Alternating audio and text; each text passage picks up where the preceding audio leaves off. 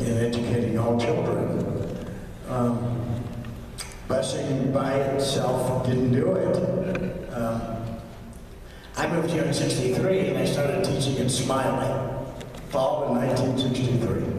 And the school was quite integrated then, Smiley was. And I think that it worked pretty well for all kids.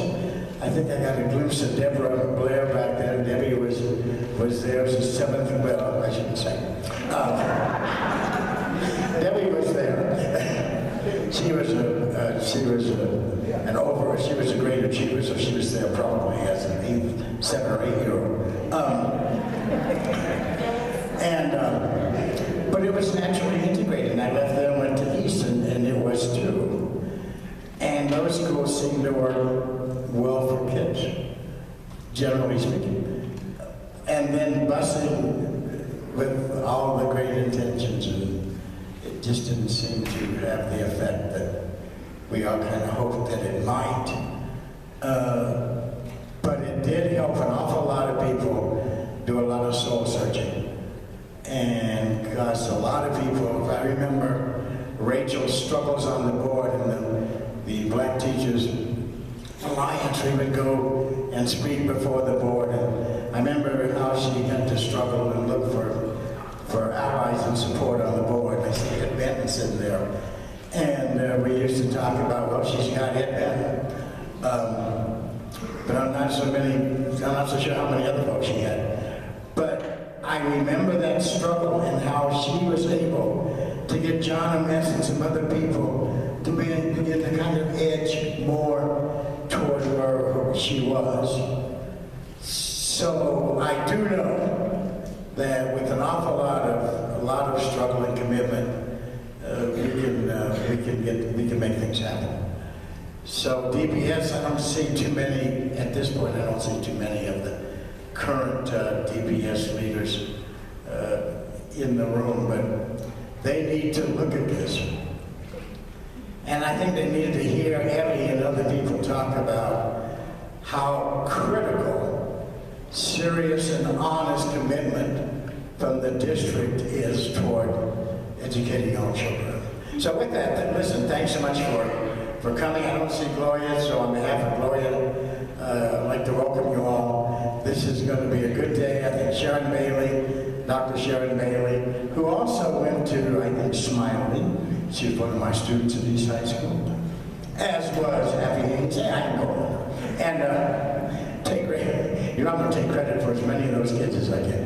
And so I think we can use this day, thanks to Sharon and John, for thinking this would be a great time, Black History Month and all, to look back and see where we are and see where we have to go.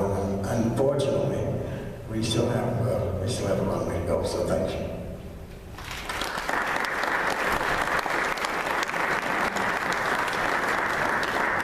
If we may just bring your attention to the stage for a moment. We're about to do our community recognitions. Every time the Roundtable has an opportunity to do this, we try to recognize people who make a difference, organizations who make a difference, just to let them know that we appreciate the work that they've done. But before we do that, there are a couple of housekeeping orders, things that we need to put in order. One, I want to thank DPS for co-sponsoring this event along with the Roundtable, the Urban League, and the NAACP.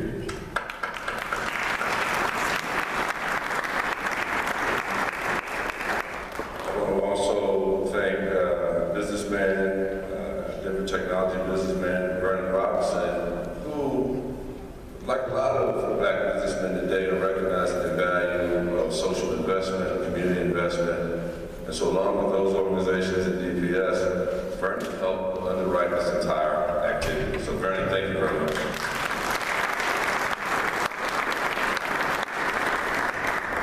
In addition, I'd be remiss if I didn't acknowledge the gentleman who happens to be running for school board along with a number of others, who was a vice principal here at Manual, who was up all day yesterday, stayed up all night to make sure that we got everything done that we need to get done.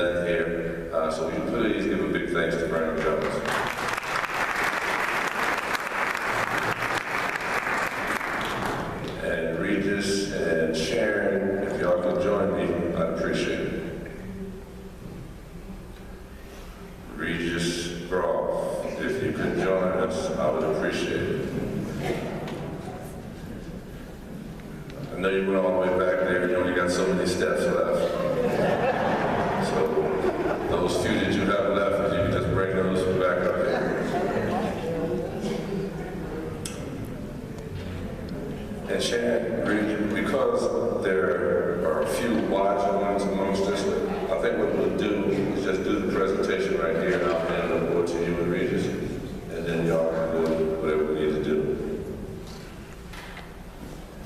The old gray mare, he ain't what he used to be, ain't what he used to be, ain't what he used to be.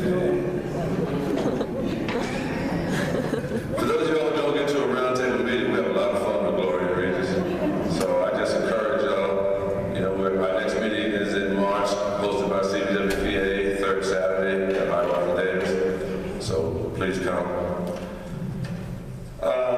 First and foremost, Roundtable was started many years ago, and there were about 15 to 20 community investment people who stood up to make sure that the voice of the African American community, along with the press and others, was heard in town, and that if folks wasn't doing a good job of telling our story, then the Roundtable wanted to make sure that we advocated, that we informed, and that we programmed something that will allow us to constantly make sure that our community was aware of things that was important to us. We asked 3 years ago, a number of us met with Regis and Gloria at Gloria's house, and asked, would you two consider co-chairing the organization? Because while there are a lot of folks in the community, y'all are the safest bet. Everybody likes you too. And Regis said, well, I don't know about me, but definitely Gloria. And so they took it upon themselves to help us reestablish the Roundtable as a viable organization in the community. And Regis and Gloria said, John, if we do this, then you got to help us do this. And so that's where my commitment comes. But my commitment is really just a testament to the fact that I believe in the two of them. And so this year, we're going to do this every year. This year we're not going to call it the President's Award, we're just going to call it the Community Recognition Award. But the Roundtable wants to recognize the two chair people who have been there on a regular basis, making sure that I do what I'm supposed to do, and that they do what they're supposed to do, and that we inform the community of the things that we all should be doing on our behalf. So we'd like to recognize Regis and Gloria on behalf of the Roundtable. Even though Gloria's not here. Gloria, where are you? Here. All right. Do we need to come back there to you, or do you want to come up here? Come on back. All right, but then what we're going to do, this is called, for those of you who are not sure, this is called triangulation. We're about to triangulate a recognition, first time in the history of a award program. But we're going to recognize Regis here, and we're going to give Regis Gloria's recognition, and then Regis is going to take it back to Gloria when he goes back to have a seat. Does that work? So Regis and Gloria, we're going to recognize you on behalf of the They deserve to stand for the put in here. I agree. I'm asking to stand.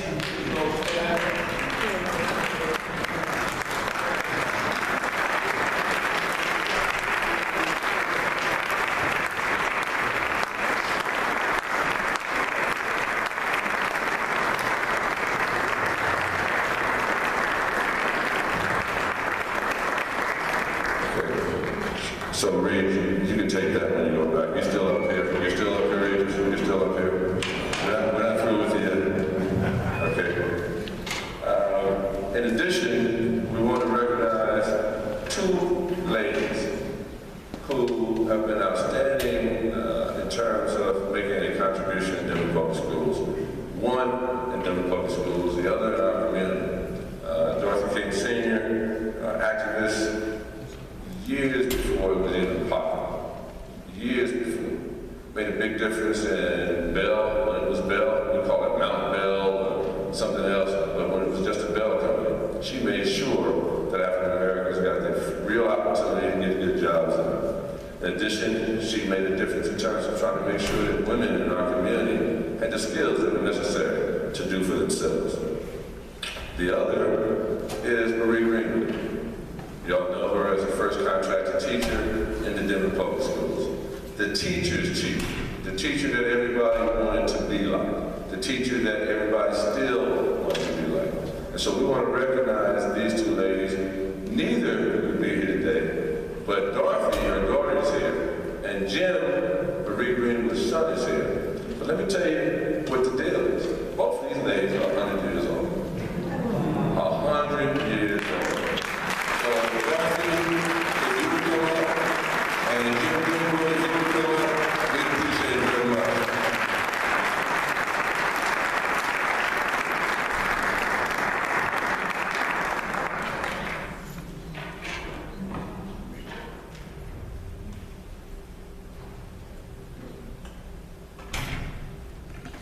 Jim Greenwood from Marie Greenwood.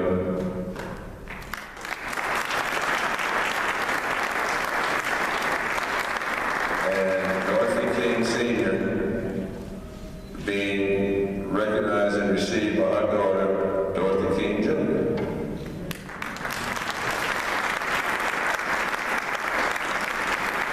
And let me just take a minute while Dorothy's there. For those of y'all who are wondering why Dorothy King Sr., Dorothy King Jr., these ladies are so involved in the community that you should go to activities and say, Dorothy, and both of them will step up. So they had to come up with a way of being able to distinguish mother and daughter. What a lovely group of Dorothy. So thank you both for being here.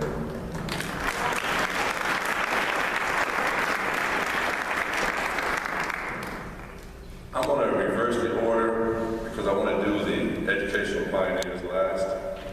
So what I would like to do is ask if these folks will come up.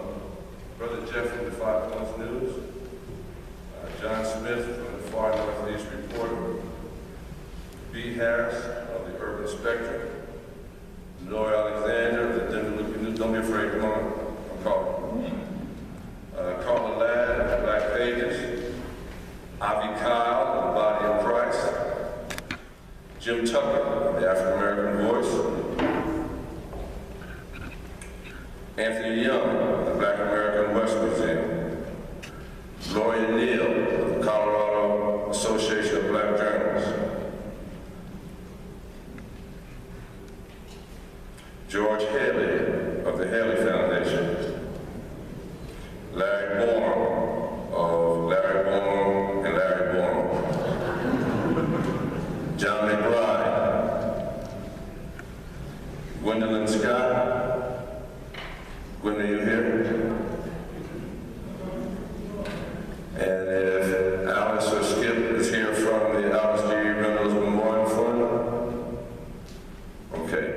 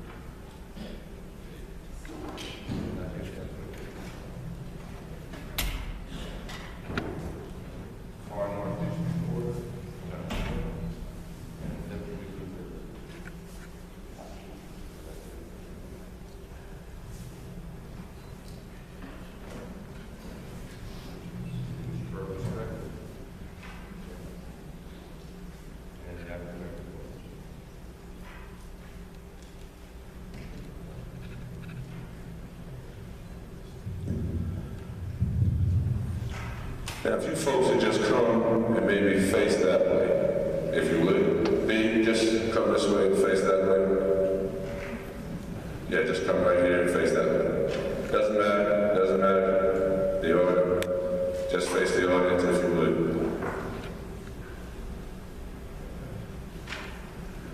These folks represent a commitment to service. And if you look at them, we have Gwen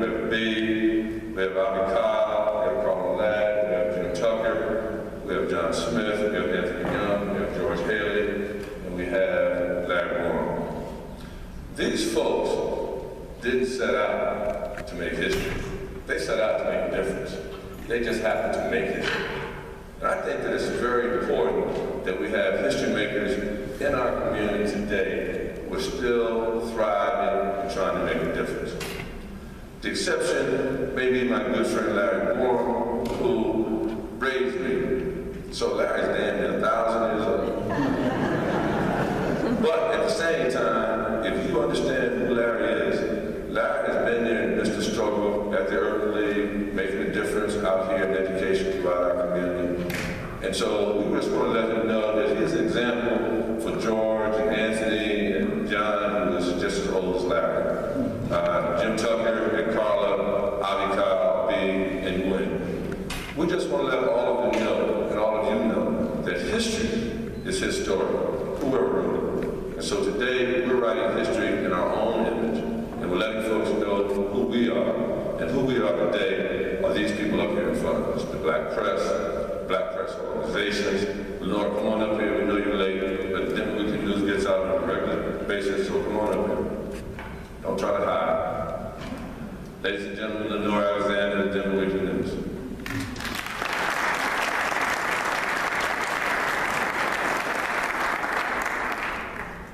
And you know, one thing about us is that all of us think we're basketball players. All of us, the game goes on in 5 minutes, and we show up just in time because we know that our background and our history is such that we don't need a whole lot of warm-up time. You know what I mean? Lenore don't need a whole lot of warm-up time. She's ready to go. The paper's ready to go. Jim don't need a whole lot of warm-up time. The paper's ready to go. As you know, B's paper comes out a month in advance, so she's been ready to go. And so I say to us, these are our history makers. These are the people who make a difference in our community. And they're just some of them. There are thousands of them. And we're going to continue to recognize them every year in the works that they've done in our community. So one more hand for all of our commitment to service. Thank you very much.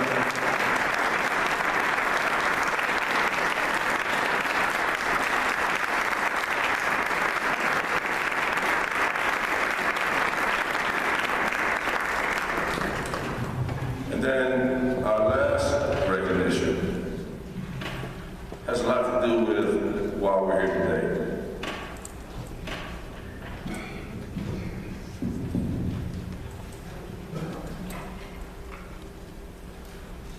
First, this event is called 40 Years After Keys, Segregation, Resegregation, and Deferred. Before this was an issue, there was whispering and innuendos about what is the right thing to do.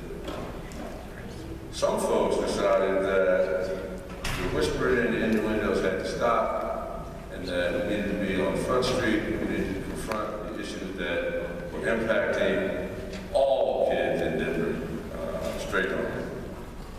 And so, through identifying a plaintiff, which was Wilfred Keys and his wife, Locks, the Denver Public Schools decided that there was an issue that needed to be addressed. And the school board, with Rachel and Ed Benton, came up with an amendment that addressed that. And so, once their term was over, Omar then became the lightning rod. And once Omar's term was over, it became Ed's term. So there was consistency in terms of an African American presence on the board. To me, that had a lot to do with why we had principals, superintendents, and deputy superintendents, because of the work that the Keys family had been as representatives of that legacy. In doing the reading for this, I found it very interesting that Edward Benton was the John Brown of the situation. He was the white guy who was more human, or who was more worldly, and who was willing to put his career, legacy, and anything that he was about on the line. And along with Rachel, decided that they were going to make a difference. Didn't set out to make history, just set out to make a difference. It is really odd that Anglos in this city got so mad at Ed Benton that they would not be elected. That's sad. That is really sad.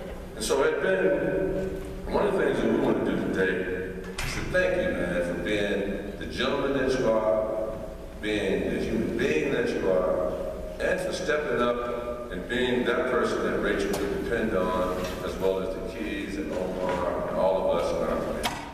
So with that said, I would like to ask Ed if you would come up, Sharon, would you come here, and let's give a big round of applause. I think these folks,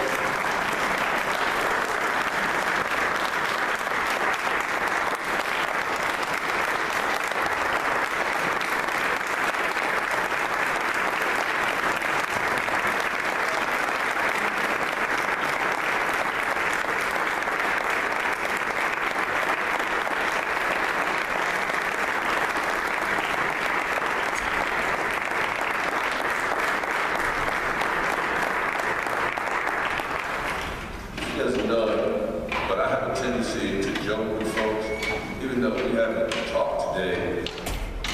You know, I said in my own mind to Ed Benton, do I need to get you the honorary black guy card? And he said to me, no, Rachel and Omar issued me that card many years ago.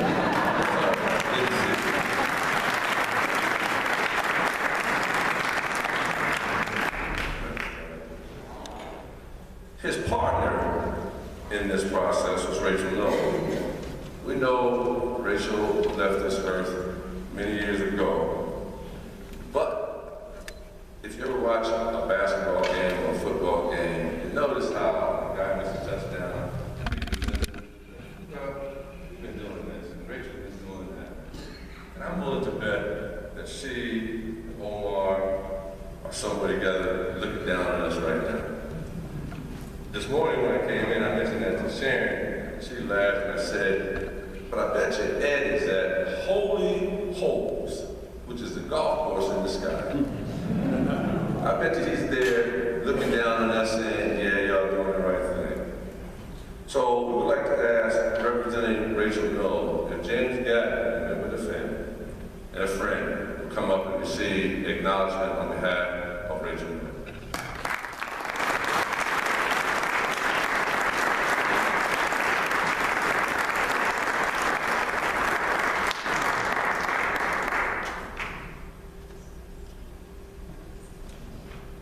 Next, we would like to see if Ms. Blair is here. Where is Ms. Blair? Ms. Blair, would you please come up? We know you got to get to the Tuskegee Airmen stuff today, because they're being recognized also today. Matter of fact, there's a lot of activity going on today. A lot of activity. It says that our community is alive and vibrant, and people are still doing a lot of things. Look at you coming down, Sprite.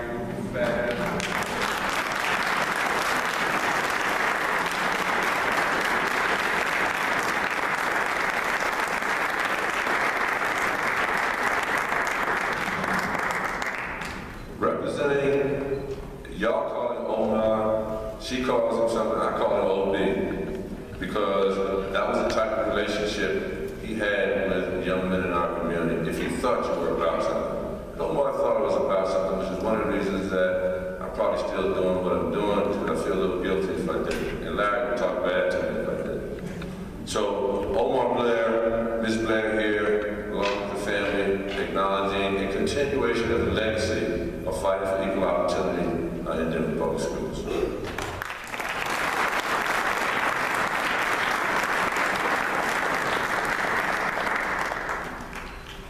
After Omar lost the war, young businessmen decided that we were going to endorse a young businessman.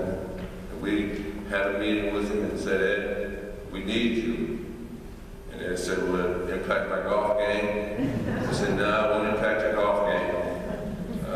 School board meetings are in the evening.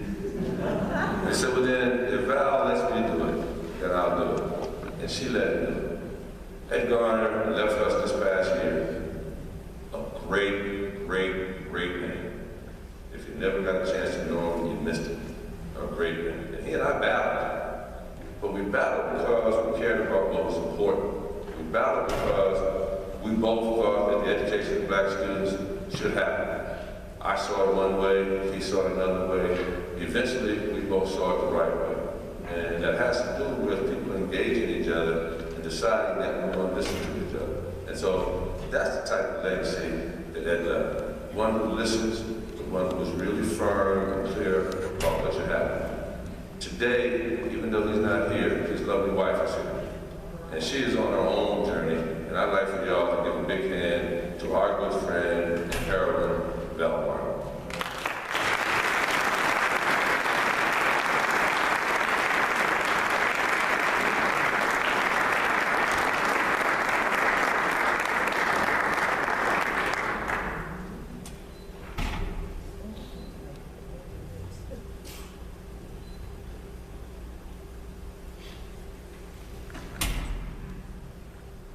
Somebody had to be out front. Somebody had to have their name on the legal document. In this particular case, it was the Keys family. They decided that they were going along with Ed and Rachel, be those families, those Denverites, those people who wanted a better education for their child, and that they were going to be the ones that everything was focused around. And again, didn't set out to make history, just set out to make a difference. Even though Wolf is not with us, his wife, Leila's, and his son Mark are here, would y'all please give a welcome, 40 years after Keys, to Lila Keys and her son Mark, who are here representing the Keys family. Y'all please welcome Mark, please welcome.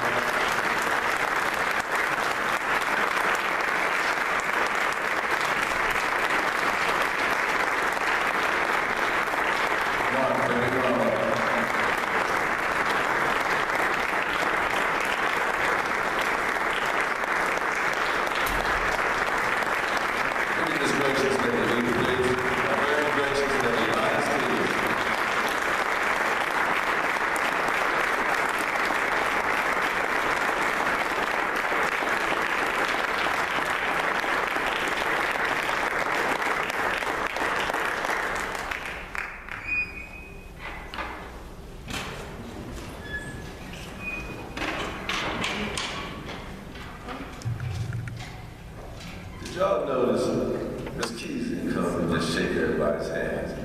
She did the black folk phenomenon. She came up and gave everybody a kiss. I mean, isn't that classic? Isn't that classic? These are the folks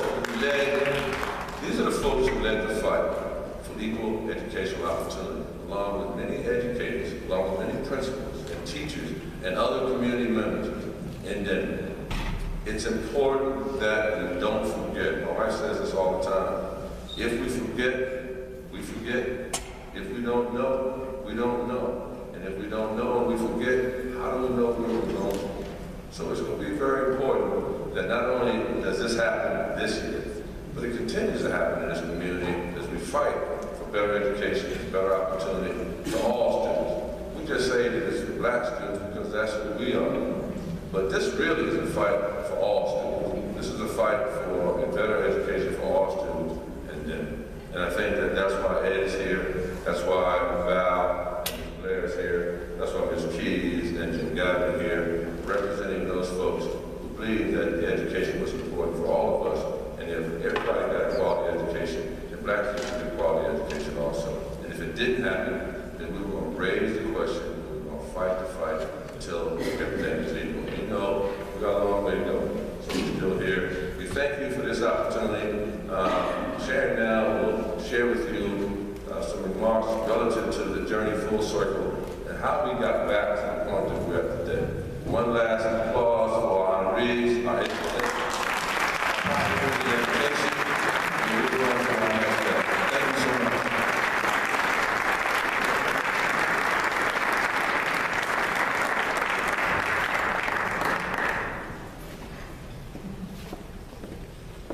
If I could get these people to join me on the stage, Edmund, David Arbery, Benny Miller, Regis Groff,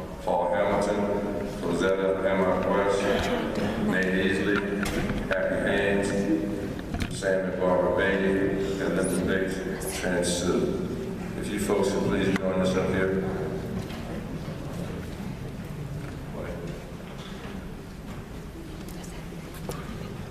Dave, we're coming up this side. I think that side might be locked down.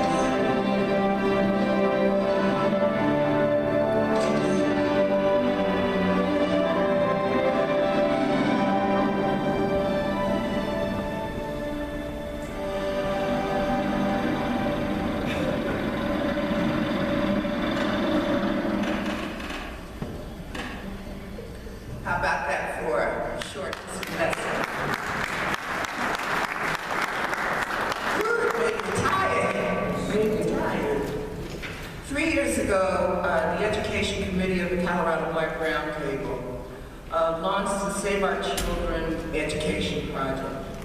The three goals of the project have been to raise the level and depth of conversation regarding the education of Black children in the city and state. And we feel it's important to have a grasp of history as well as a knowledge of the current policy environment. Secondly, we wanted to begin to develop, educate, motivate, and mobilize a cadre, critical mass of persons and organizations who have a commitment to improving the educational outcomes for African American students. And then finally, we wanted to share and compile resources for students, parents, and educators. And we've held a series of forums. Thank you for being here today, taking time out of your busy schedules to join us for what I believe is going to be a historic and long overdue conversation. With the history and experience, commitment, expertise, and activism of the folks here today, I'm certain you'll leave with plenty of food for thought and hopefully some inspiration for positive action. So what I'd like to do today, and I'm going to try to do it briefly, is to share with you how my personal journey intersects with KEYS and the struggle for equal education in Denver. Then I'd like to share my observation of issues and trends that have emerged over the last 2 decades in the post-desegregation landscape that may be contributing to our journey full circle from an intentionally segregated and unequal school district to a 21st century version of separate and unequal education. And finally, I'll suggest some things that we might want to consider as we continue the struggle. As a product of DPS and child of the civil rights era, my journey took me through Harrington Elementary, Smiley Junior High, and East High School. As a beneficiary of desegregation, I cherished my ethnically and economically diverse school experience.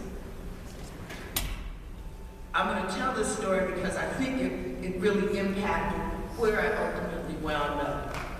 I had a counselor who wasn't really too interested in me, even though I was taking AP courses and thought I was a decent student and pretty active. I took me to school.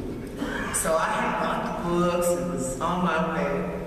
But I had a group of competitive peers like Happy Haynes who were applying to colleges and doing some things. And together we sort of pushed each other, not only to excel, but to apply to college. And my trajectory from East High School took me to Princeton University instead. And I kind of wish I had gone to airline technical school because I could have flew free and all that kind of thing. But I'm glad my journey turned out the way it did. In 1976, my husband John and I returned to Denver to raise our 3 sons. And it took involvement in the schools and persistence to ensure that they did not get lost in the system. At the middle school level, fearful of the DPS track record with Black males, we exercised our choice and enrolled them in Denver. We returned them to DPS after I was elected to the Board of Education. As a higher education administrator, I was responsible for pre-collegiate programs at Metro State College and the University of Colorado. And I got really disillusioned as I saw the unprepared students coming from DPS.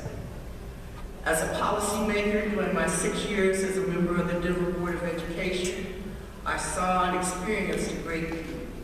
From averting a teacher strike to hiring the first Black female superintendent, Dr. Evan Dennis, to working to achieve compliance with the court order, and it was quite a journey. Then as an academic, frustrated with the experience with the struggle for equal opportunity, I focused my PhD dissertation on KEYS. And what I learned through this history, looking at it through legal, political, and managerial lenses, helped me to understand why this era is so important and why the vision has been so elusive. We are at a point in the continuing struggle for equal educational opportunity at which a backward glance might be useful. In my view, there is an unsettling level of historical amnesia in the African American community, the community at large, among district leadership, reformers, and game changers. There's a gap in the public memory of the understanding of this important chapter in the history of our city and the history of our schools. And many of us today, many of us have drunk deeply from the wells of freedom and opportunity that we did not dig. And during this Black History Month, we owe it to H. Noel, Omar Blair, and Ed Garner, many others who have sacrificed much for the dream not to let this history fade. At its best, history should require us to rethink the things we think we know. The history of peace and the separate and unequal educational opportunities it was designed to remedy should challenge us. It should give us a fuller understanding of ways that ordinary people help shape the history of our city and our schools. Good history reshapes assumptions. It forces us to learn from past failures, reassess our achievements, and reimagine what is possible. In the Keys desegregation landscape, there was a maze of complex legal, political, policy, managerial, and practical issues that impeded efforts. As a researcher in policy analysis was wrestled with multiple dimensions of school desegregation, I found that a broad view of the history and future of school desegregation requires a range of analytical lenses. Desegregation is at once a matter of constitutional law, teaching techniques, and liberal democratic ideas. Looking at desegregation through only one or some of these lenses gives a partial and distorted view. Thus, the analysis must range from the legal meaning of Brown and Keyes to community politics to patterns of suburbanization. Different lenses yield different, even contradictory images. And if we can understand these partial views and contradictions, we'll go a long way toward understanding why desegregation is still both so important, yet so difficult to achieve. As a first Northern desegregation case, he shed light on separate and unequal education in Denver. And to understand the why of Keys, one only needs to revisit the history of public education, race, and separateness in Denver. In 1859, the first school was established in Denver that included American Indians, Mexican Americans, and Missourians. In 1860 school, the first school district in Colorado was established with the creation of what later became the Denver Public Schools. In 1866, a territorial law was passed that mandated separate schools for colored students. And let's not forget that in the early part of the 20th century, the Ku Klux Klan had a lot to say about how life would be conducted, particularly in the 1920s and 30s. There was no safe haven from racism, and Jim Crow moved right on north. And as you saw in the documentary, separateness was a way of life in the Rockies. The story of Denver's desegregation began in 1969, again when a group of parents felt that deliberate segregation had been carried out by the school board through several mechanisms, including the construction of a new elementary school in the middle of the Black community west of Park Hill, the gerrymandering of student-attended zones, and the use of so-called optional zones choice, and the excessive use of mobile classrooms. The movement for desegregation did not arise because anyone believed there was something magical about sitting next to a white student in a classroom. It was, however, based on a belief that the dominant group would keep control of the most successful schools, and that the only way to get full access to those schools would be to move toward litigation in Keys. Keys helped to shift the focus of school desegregation from the South to the country as a whole. It was the first to include Latino students as plaintiffs subject to similar segregation and unequal opportunities. It established that racially segregated actions in one portion of a school system could render the entire system liable to definition as segregated.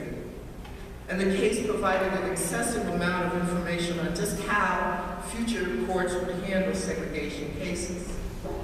Unfortunately, busing to achieve racial balance and other requirements of court-mandated segregation did not produce the types of results that many had hoped. African American students grew weary of being bused far from their neighborhoods, only to be resegregated within schools at the end of the bus ride, where many continued to receive unfair and inferior education.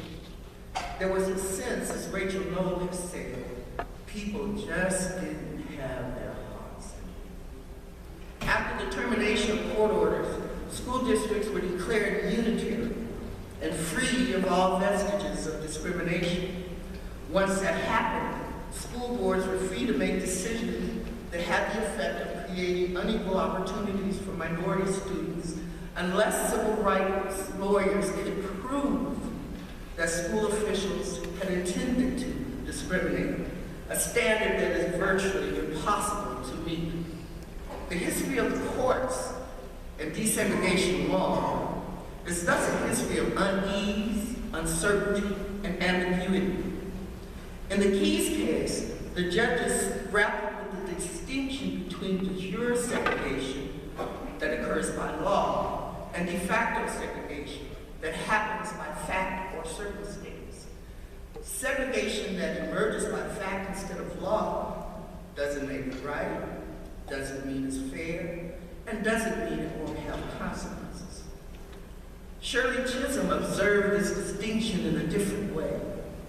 She says the difference between de jure and de facto segregation is the difference between open, forthright bigotry and the shame-faced kind that works through unwritten agreements between real estate dealers, school officials, and local politicians.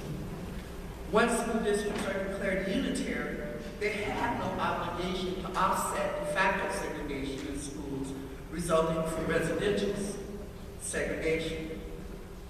As the Brown and Peace cases have been commemorated, one can infer several lessons for the next 40 years as minority communities continue to try to reach their elusive promise of equal educational opportunity. First, school exclusion and isolation tactics have shifted throughout the years. As one practice is declared illegal, bad faith actors can and have shifted to rely on reported alternative rationales to secure the same result. One where the schools and the spaces minority children sit to learn every day remain separate and unequal. Since the 1970s, the courts have retreated from Brown and the intent of other cases like Keys and removed meaningful remedies to reach their promise. And so the work ahead is to try to find a new path to Keys. In 1995, Judge Mage of the 10th Circuit Court declared that the district had removed vestiges of discrimination to the extent practicable. And that word always bothered me, I never knew why, but practical.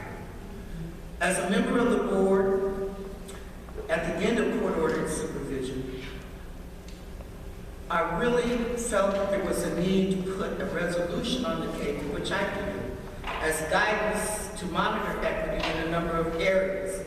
And I suppose this too was relocated to the archives. But Judge Mage, who had presided over the case since 1976, told the city it could abandon a 21-year-old court-supervised experiment with desegregation and forced busing and return to neighborhood schools.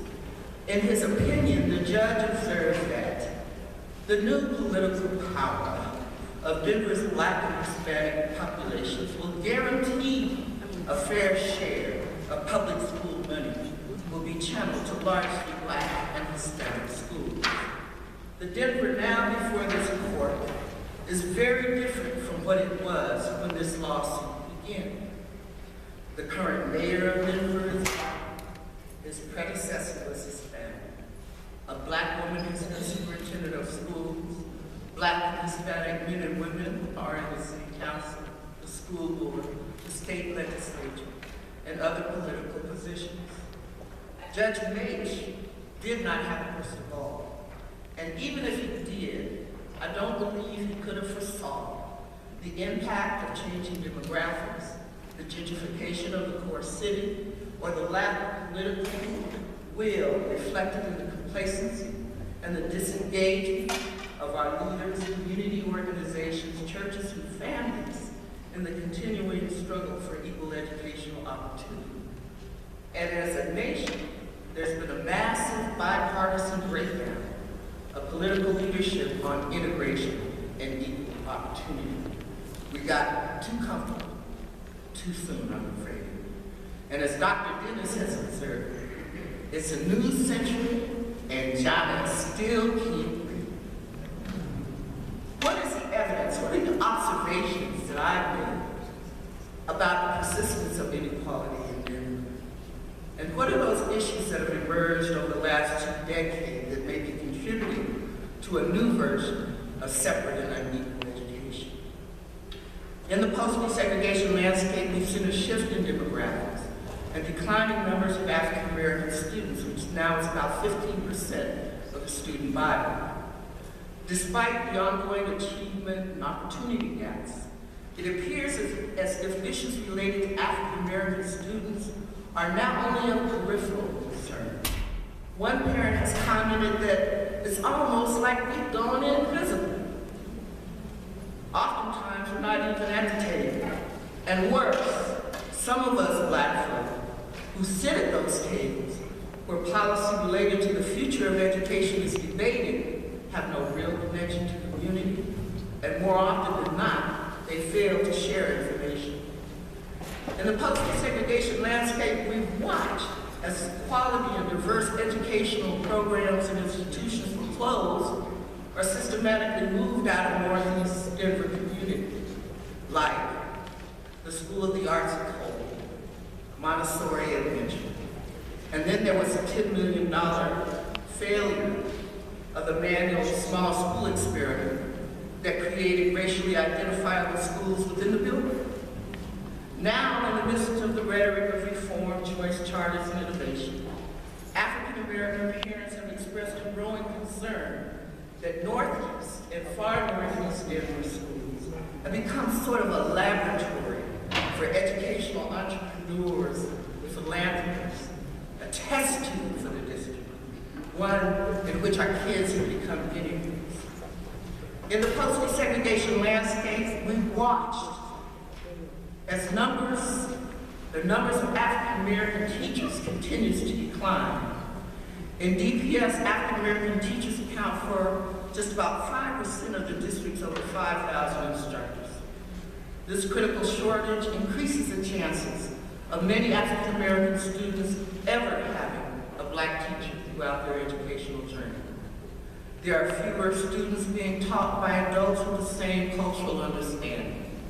And although I believe that all teachers have the potential to reach all kids, cultural competency should be at the core of teacher professional development, not an optional nice thing to do.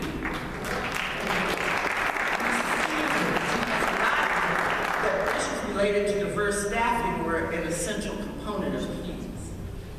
In the post-desegregation landscape, we now have school choice. However, many feel that true choices for Black, brown, and poor students are still limited. Across the nation, some are finding that choice programs lack built-in civil rights protections, public accountability, or transparency to prevent academic segregation based on race, disability, language, and poverty. There is a lack of evidence that choice itself addresses social equity, educational equity, or educational outcomes. And while geographic boundaries may no longer dictate enrollment, the boundaries imposed by poverty, like transportation, lack of information, or skills to effectively navigate a choice system, still limit choices for too many families. In the post-desegregated landscape, we can find growing opportunity gaps that occur based on access to information, special programs like gifted and talented or quality seats in high-performing schools. This month, in an Edit News article on disparities in gifted and talented programming in DPS, Alexander Ohms of the Donald K. Foundation observed that the gifted and talented system is imbalanced. Currently, just short of half of the students who don't qualify for free and reduced lunch meet some gifted and talented qualification. Evidence seems to suggest that many gifted and talented programs are now both geared toward and predominantly serving white middle-class families in many cities, including them. And even though dialogue about this will make people uncomfortable, we need to take a hard look in the mirror and deepen our discussion about what this data reveals. In the post-desegregation landscape, we've watched as more and more of our children are sucked into the cradle or school to prison pipeline. This urgent crisis lies at the intersection of poverty, race, and a lack of education. America's pipeline to prison is a trajectory that leads to marginalized lives, imprisonment, and premature death. Contributing to this trend are the well-documented disproportionate disciplinary actions experienced by Black and brown students. Schools discipline Black children more harshly by suspending them for behaviors, tardiness, that rarely result in suspensions for white children. And although the majority of fourth graders can't read at grade level, the state spends about 3 times as much money per prisoner as per pupil.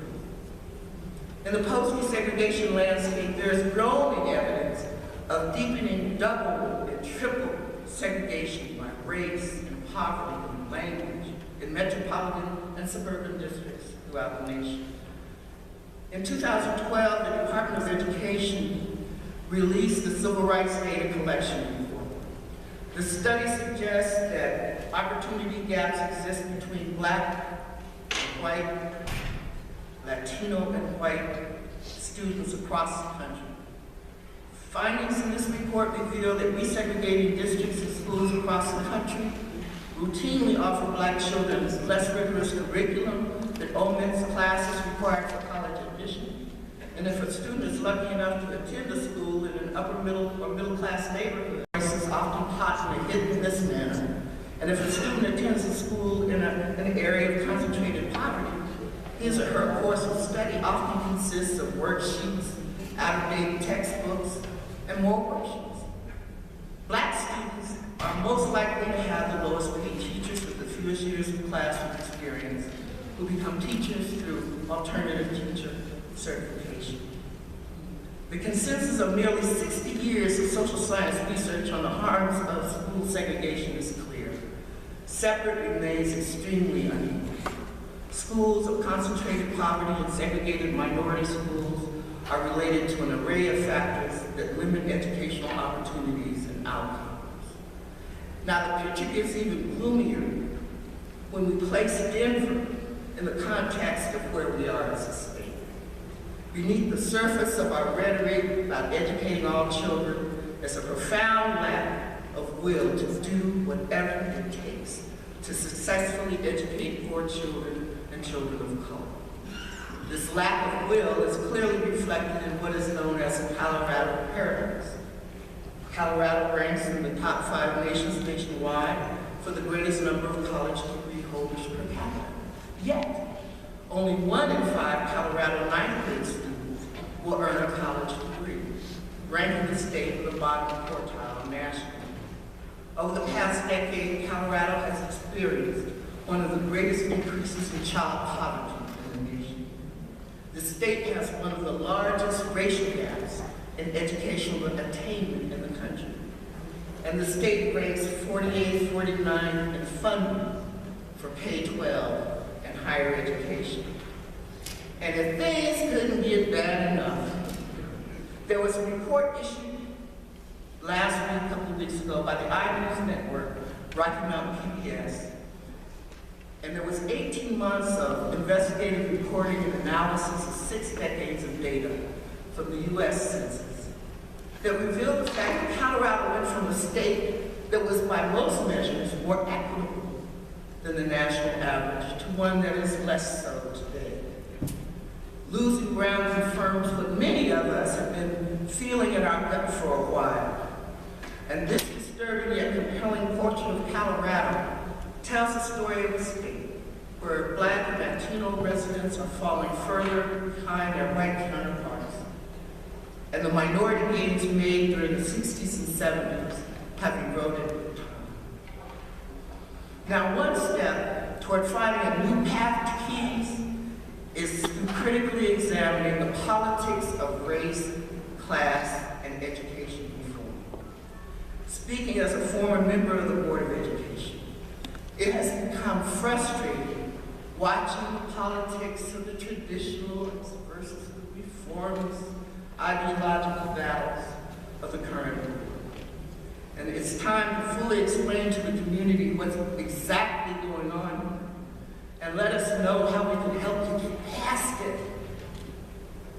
It is a distraction that is keeping the district from fully addressing the urgent business at hand. Just as certain policies and practices contribute to the concentration of African American and Latino students at the bottom rungs of educational performance, other policies and practices work to ensure that high-achieving upper-middle-class white students retain their academic advantage. Institutional racism was present during the Keys era and is still very much alive in the current landscape. And until we understand the deeply racialized history of public education, not even the best policy efforts, not even the best reforms will fully address the educational achievement and opportunity gaps. Despite all our years of struggling with this, it appears that we're still tinkering around the edges of the old industrial model of education. And as the late Barbara Sizemore has explained, we have been walking in circles as a nation in our attempts to develop reforms that positively impact African American access and success. She writes that school reform, as it is now, will not work because the main problem is the education of African American and Latino students. And as long as school reform measures fail to attack the main pillars of structural racism, African Americans and many others will not be successful. So long as Black people tolerate the least qualified teachers, the fewest resources, the worst facilities, inadequate supplies of books, a curriculum that denies the existence of Black people, their heritage, and their history, school reform will fail. The first step in producing quality schooling for all is to have candid discussions that link the inequalities of the past and the conditions of the present. Until we do that, we'll continue to spin our wheels, wondering why 40 years after Keys and 40 years after today, that schools are still separate and unequal. Secondly, there's a need to work more comprehensively and effectively with community to address the anatomy of equal opportunity. And there's a handout in your packet that goes into detail as to what that is. And if we want to get to the heart of the matter and make reform really count, we need to address how opportunity gaps are constructed. We spend enormous energy on discussions about how to close achievement gaps. Much less attention, however, is paid to the opportunity gaps, the accumulated differences in access to key resources, expert teachers, personalized instruction, high quality curriculum opportunities, good educational materials, etc. According to Linda Darling-Hammond, there are 5 factors that create the major building block of unequal and inadequate educational outcomes in the U.S. First, the high level of poverty and low level of social supports for low-income children's health and welfare, including their early learning opportunities, the unequal allocation of school resources, which is made politically easier by the increasing desegregation of schools, inadequate systems for providing high-quality teachers and teaching to all children in all communities, the rationing of high-quality curriculums and track and inter-school disparities. The struggle for equal educational opportunity today requires that we fight both for equity and we fight for educational excellence. Even though equity is held up as one of the core values of the district, sometimes it's difficult to see how equity is being realized and played out in policies and practices and reform efforts. The pursuit of equity and excellence in education will require building greater levels of trust and collaboration between families, communities, schools, foundations, and other governmental organizations. And as an African American community, we must share our fair share of the responsibility for the failure of our schools and our children. We must reignite the commitment to educational excellence. It means that we must find a way to re-engage our parents and help them more effectively navigate the educational pipeline. It means that our community organizations and churches have to find a way to support educational excellence, and it does take a village. And as Evie would say, the preachers are the only ones who can tell parents that they'll go to hell if they don't treat their children. It means that reading and math literacy must become more important in our homes than how our children perform in sports. It means working to change the culture of negative peer pressure so that smart, being an academically excellent student becomes the new standard for coolness or hipness or whatever they call it these days, instead of how low their pants are. It means prioritizing our children's future by creating a community that nourishes student achievement. And finding a new path to peace, we must foster schools that build the society our changing population needs if it is to flourish. Ultimately, all of this comes down to deciding what kind of society we want to live in and the legacy we want to leave our children and our children's children. We have to ask ourselves honestly today if we even value diversity, if we see a need to address racial and economic isolation in our schools, or we can just do nothing, quietly accept separateness and inequality as a reality of everyday life in the modern world. But in doing that, we must understand that we're giving up on the dream, that we're placing our students at a global advantage by raising and educating them in isolation. There's much that needs to be done. It is our hope that as we revisit the history of Keys and the struggle for equal educational opportunity in Denver, it will help us learn from past failures, reassess our achievements, reimagine what is possible. 30 years ago, in a prophetic dissent in Milliken versus Bradley, Justice Thurgood Marshall reminded the nation of what was and what is still at stake in the fight for desegregation.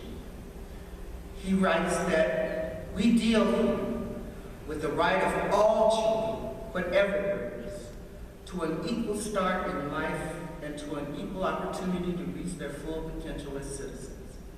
These children who have been denied the right in the past deserve better than to see fences thrown up to deny them that right in the future.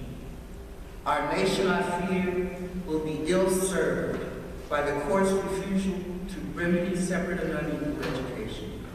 For unless our children learn to live together, there is little hope that our people will ever learn to live together.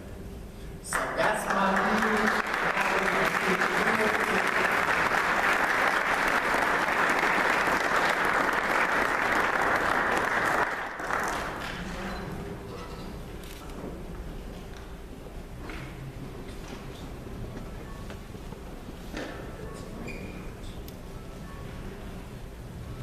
I won't take credit for that, but I should bad girl.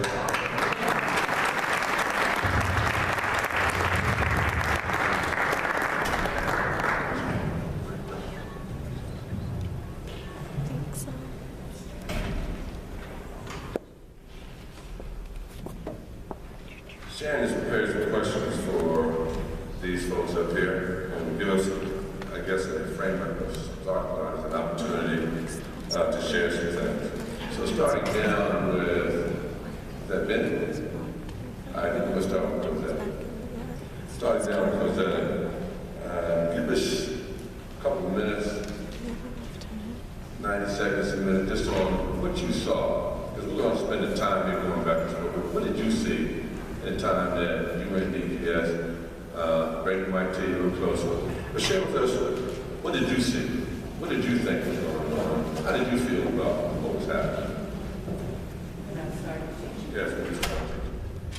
Well, what I saw then is what I'm seeing now. I walked in, a 20-year-old, scared to death, didn't know what I was going to meet. And I was put in a classroom with 38 kids and inherited 2 more. They had teen teachers, supposedly those that had been around a while. But what I really saw were all the black kids and Hispanic kids were in Northeast Denver. There were very few black teachers, very few. And if you didn't have a mentor or someone that knew and spoke up for you, you stayed on the substitute teacher role for many a year. With the Keys case, even though it addressed children and opportunities for children, it also went a little further with the courts in addressing teachers and having us in the schools, not temporary, but permanently. I also saw that segregation, and as the Keys case pointed out, deliberate segregation. And it wasn't only of kids, it was also of staff. And as we got under court control, they would move the black teachers to different schools that had no black teacher to simulate that they were indeed integrated. And that was, the court even came back and said the district was fractionalized and failed to achieve integration, and is still going on. Linda Transu, now Linda Transu lived. This was your school. What's happening to your school? But that's a loaded question. Yeah, it is. Yeah, it is. Take a couple of minutes and just let us know how loaded it is. I left in 1995, and subsequent to my departure, Sharon alluded to it, $1 million experience, which was really an experiment, was conducted. And the school was divided into 3 different schools within a school. And a lot of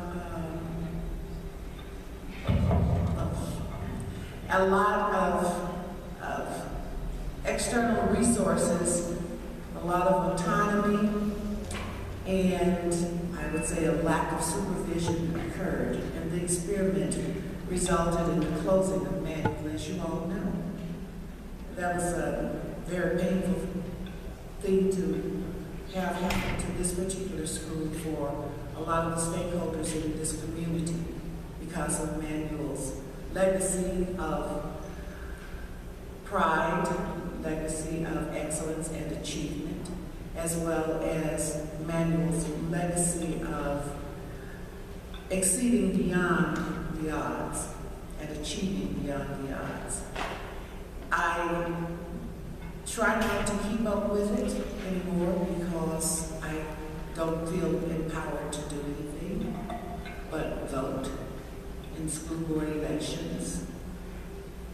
I believe that what happened has has caused a lot of people, not enough, granted, to wake up and say, this is our school. We're not going to take it anymore. And I hope that that is what has led to a record number of people applying to become a member of the Board of Education representing the district in which I reside, that is District 4. And I hope that it will help do something, because for me, the bottom line is what happens to the individual students. Regardless of the agendas that we have as adults, as policymakers, as administrators, teachers, parents, community members, the most important thing is what happens to the individual student, because they only have a finite period of time to be a student. They have only a limited opportunity to learn as much as they can learn, and it does impact them significantly in the future. So I know I'm thinking you already asked for a job, but you know that's the way I do it.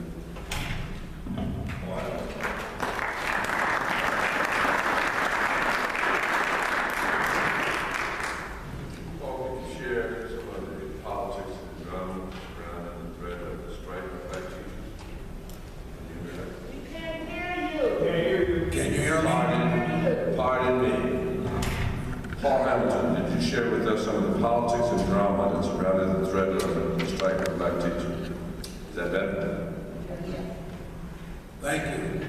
First of all, I want to welcome everybody to my neighborhood, because I live right around the corner at 28 and Vine. And I am one of the older people here, one of the seniors. I was the first black teacher ever at Lake Junior High School over on the west side. That was in 1964, when DPS decided that they needed to have a few black people around here and there. And then the next year, we had people like Evie Dennis being there, Regis Groff, Bess Turner, and Penny Ashby. So we had a black caucus of 5 people. That was 1965. But I would like to talk a little bit about how the Keyes case came about. 1968, which was a historic year nationally and also locally. The black community was up in arms about many things. And we had a community meeting over at Curtis Park, just west of here, where we had the Black Panthers and we had the sororities and fraternities and all in between.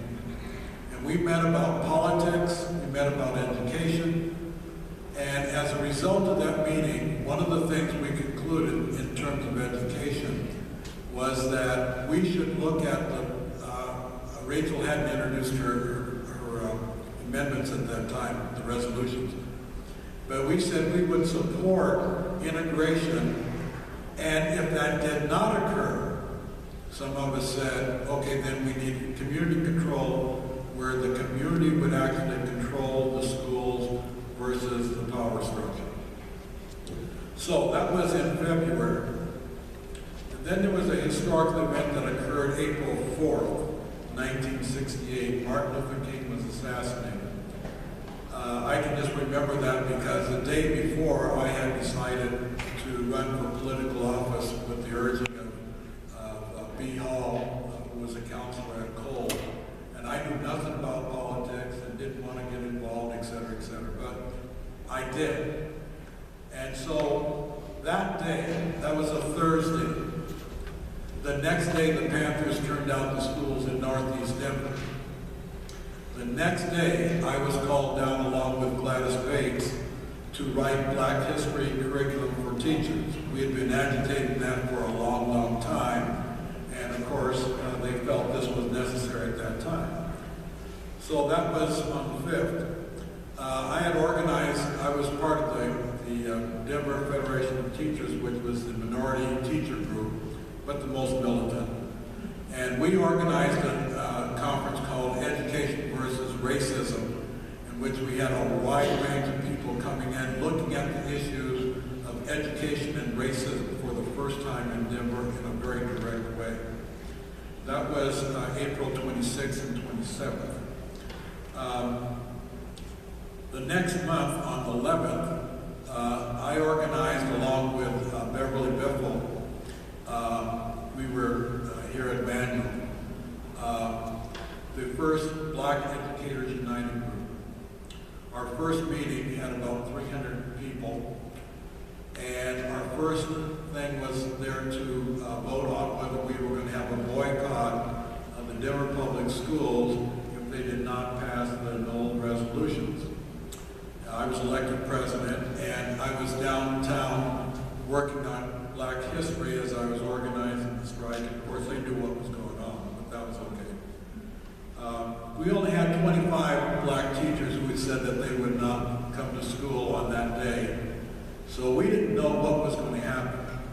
And as the time got closer to the vote on the Knoll resolution, Gil Kruger, who was one of the Black administrators, came up to me and says, "Paul, can't we avoid this strike?" And I said, "Well, of course. All we need to know is that there's going to be enough votes on the Knoll resolution." He said, "Let me see what we can do." So he arranged a meeting, and we met that night, which was a Thursday before the time we were going to have the boycott. And Jim Voorhees and John Mess came and met with us, and they convinced us that they were solidly behind the Knoll resolution. So at 9:30 that night, we called the newspaper and said, "Hey, the boycott's over," because we didn't know how many people we would have. You know, teachers are not the most militant group, and when you're talking about striking and risking their careers, we just didn't know. But we found out we would have closed every school in Northeast Denver because the dynamics was this. Black teachers didn't want to be called Uncle Toms, and white teachers didn't want to be called racist. And so with that combination, and some of them were committed to the issue on top of that, that was the dynamics. Now, I don't know how much that played in making the Knoll resolution pass, but it certainly did help. And later on, I had a voluntary plan to desegregate Manual. We got the plaintiffs to agree to it, but the school board by that time had been taken over by the segregationists, and they didn't want anything to do with anything that had anything about integration. Okay, thank you, Paul. Senator Crawford, preparing for the meeting, you told the story about you and Rachel going up to George Washington High School, and that story has stuck with me. Would you share that and since you're the boss, would you share that and any other things that come to your head that might be worth sharing? Yeah, that was.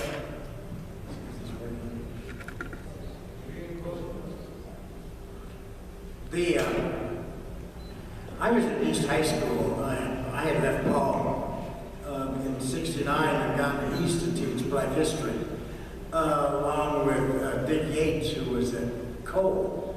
And so we got to East, and the transition that occurred in the early '70s did not have a bad effect on East High School. East made the faculty was not real pleased, but by and large, the school was functioning pretty well, and it was functioning in a great deal, I think, because of Bob Caldwell, the principal. Bob Caldwell seemed to understand the need for the whole need for cultural diversity. The illustration is Happy Haynes and some of the BSA, the Black Student Alliance at East High School at that time, had invited Lauren Watson of the Panthers to come speak. And when I had arrived at East, Bob Caldwell said, "I'm going to get you two jobs. One, I want you on the faculty senate to kind of speak to the issues of the community and the Black students." He says, "I also want you to be the sponsor of the BSA." Well, the problem, of course, with that is that the BSA kids were a little concerned that I might be tattling to the faculty senate. The faculty senate was a little concerned that I might be tattling to the Black Student Alliance. So it was kind of a difficult situation, but Bob Caldwell seemed to think we could pull this off. He was willing to allow the BSA, for example, to invite Lauren, who came to, along with all of his sidekicks with their dark glasses and their dark clothes and their sinister, as sinister as they could look. And they spoke to the kids, and I just remember saying, Lauren, don't mess with these kids, or don't tell them to tear this school up. Don't encourage any craziness because things are going well. And they were. And he didn't. Well, so he's going fine. But George Washington was not. George was having an awful lot of problems. The kids were having trouble. The black students were having a great deal of difficulty. They were leaving the building. They were protesting. The faculty was awful in respect to their attitudes. So I don't recall who invited us, but someone invited Rachel and I to go speak at a faculty meeting in Georgia. Well, Rachel and I got there. I don't know if Gwen was there that day, but there was a particular black teacher you probably remember, and who felt that she could gain a lot of currency with the faculty if she was tough on Rachel.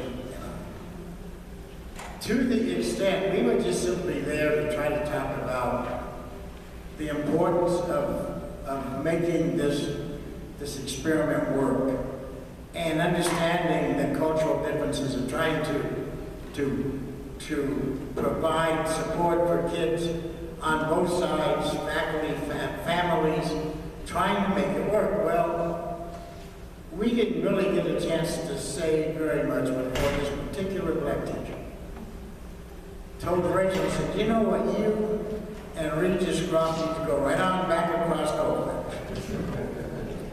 And of course, when she told Rachel and I to get out of the room, the faculty supported her with great applause. Yes, no.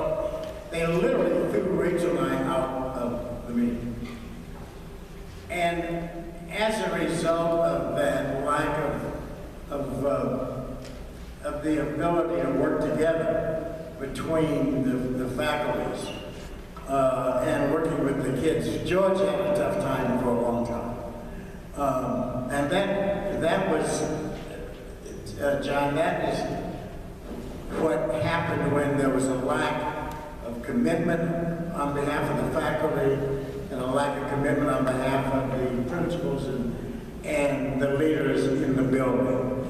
The reason I worked at East is because not only the natural integration, but because there was a strong leadership coming out of the principal's office, and that was critical. So that was simply one illustration of the difficulties that were occurring during that period in a school that really should have been an exemplary school with respect to opportunity because of the battle of the IB program and the international program and other. At that time, I think Georgia was probably, if it wasn't the highest ranking academic school in the high schools, it certainly was among the highest. And so it was unfortunate that the building didn't work on behalf of all the kids. Thank you.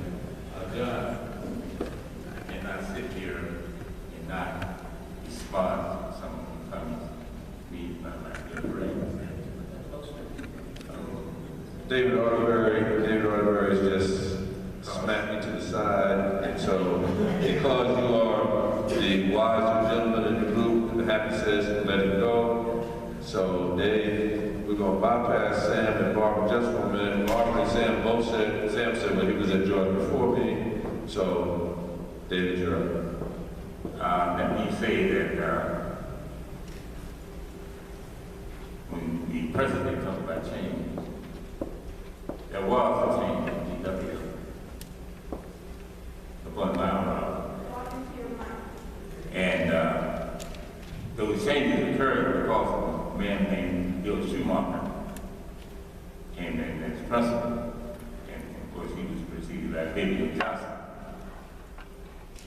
sure I was very much aware of what was going on in George Washington at the time. You were there trying to bring about some kind of peace. And there was none. But about an hour along with Bill P.A. and Dr. Fox and I think the other three teachers. Because initially, they had questions because of the violence that was occurring on a daily basis. For three black male teachers, and George Morrison Jr. came to me and said, David, would you like to go with George Washington? And I said, under the circumstances, no. Because I'm an educator and not a policeman.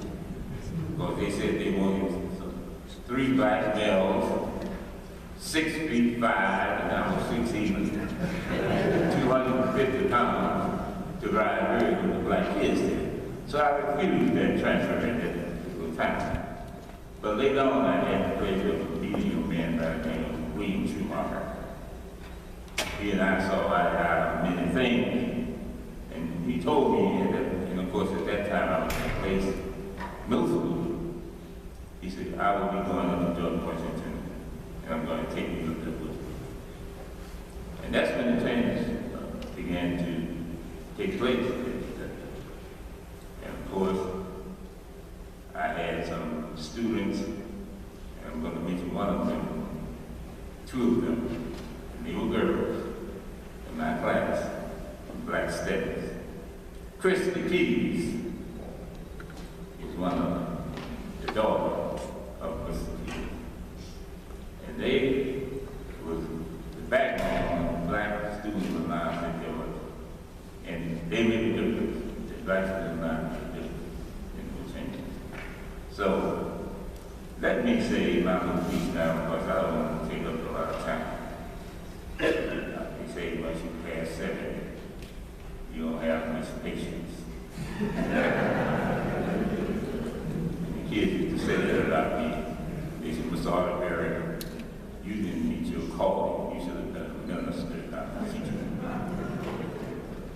May I say this briefly? Our children,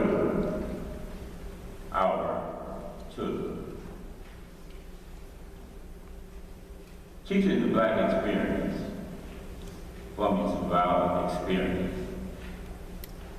and passing that on to our children today is essential. The most dominant influence in the life of black people today is survival. And as I say here, I can't help but recall some of the same fears and concerns that I had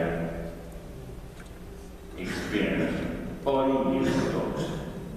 40 years ago, about the education and direction our country is going.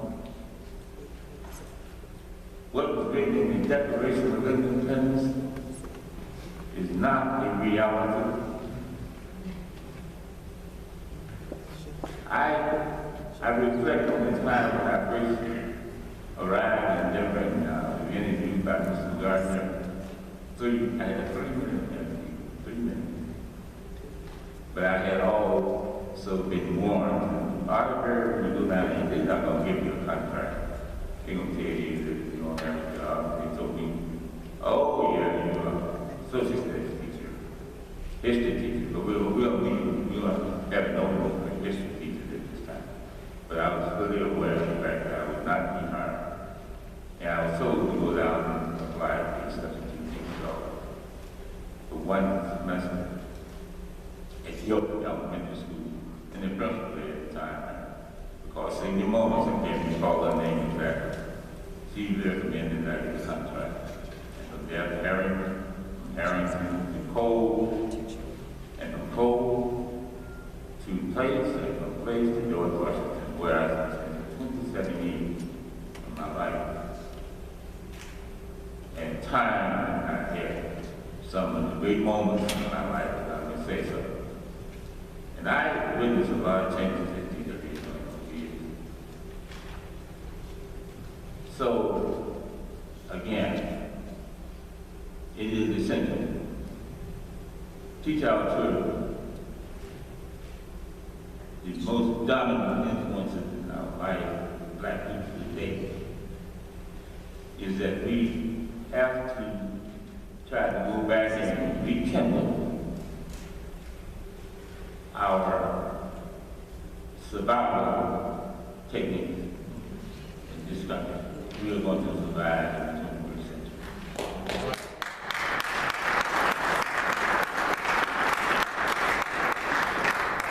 Let the church say amen. It did say Reverend Hardenberg. Let me close, but I said 2 minutes. Okay? This thing was survival. And here again, we can't leave out the fact that love for our children. We have to teach them right things and continue to impress upon them those values, morals. You must work with the teachers and the churches and the communities. And let me say this. I am still out in the church. He said, "Well, sorry, you don't give it up." I said, "I give it up when the Lord tells me to give it up." And I, on a monthly, weekly basis, I'm in the buildings, I'm in the classroom.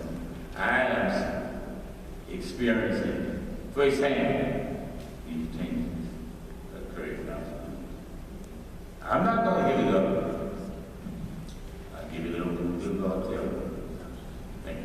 Thank you.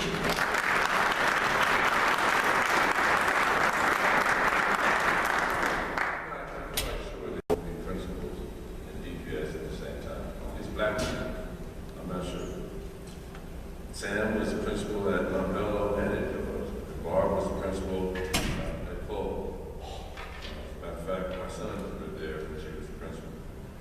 And I guess I say to both of you, Dr. Davis, what have been the most significant challenges you face as school leaders, specifically related to African American students? And Sam, like me, since you married up,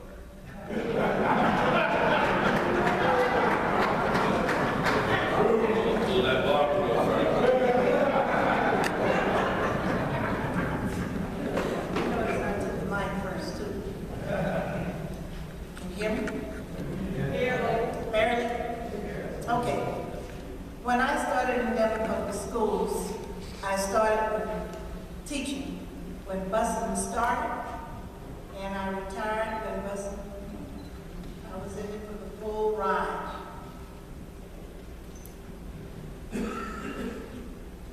When I started teaching, and I think many of the Denver Public Schools, African American teachers, in order to get into Denver Public Schools, you had to substitute first. This was to see if you were going to make it. And I heard Dave say he had to substitute, and then was given the contract. And that was the way it was for many African American teachers. I started substituting at Cole and Smiley. Never was out of the Northeast corridor as far as an education administrator or teacher. Johnny Wilson and Harold Scott were my mentors, and it was a struggle to see which school that I would get the contract.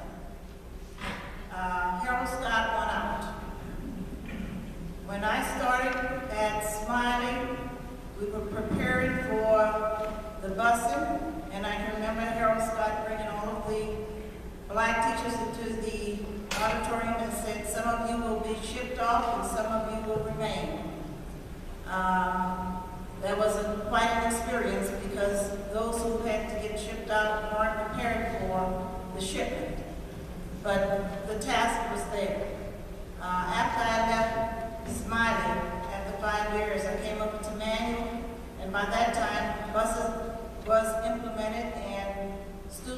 coming from Smiley, and as Regis had said, as East was going, so was Smiley, because most of the students from East High were siblings of those at Smiley.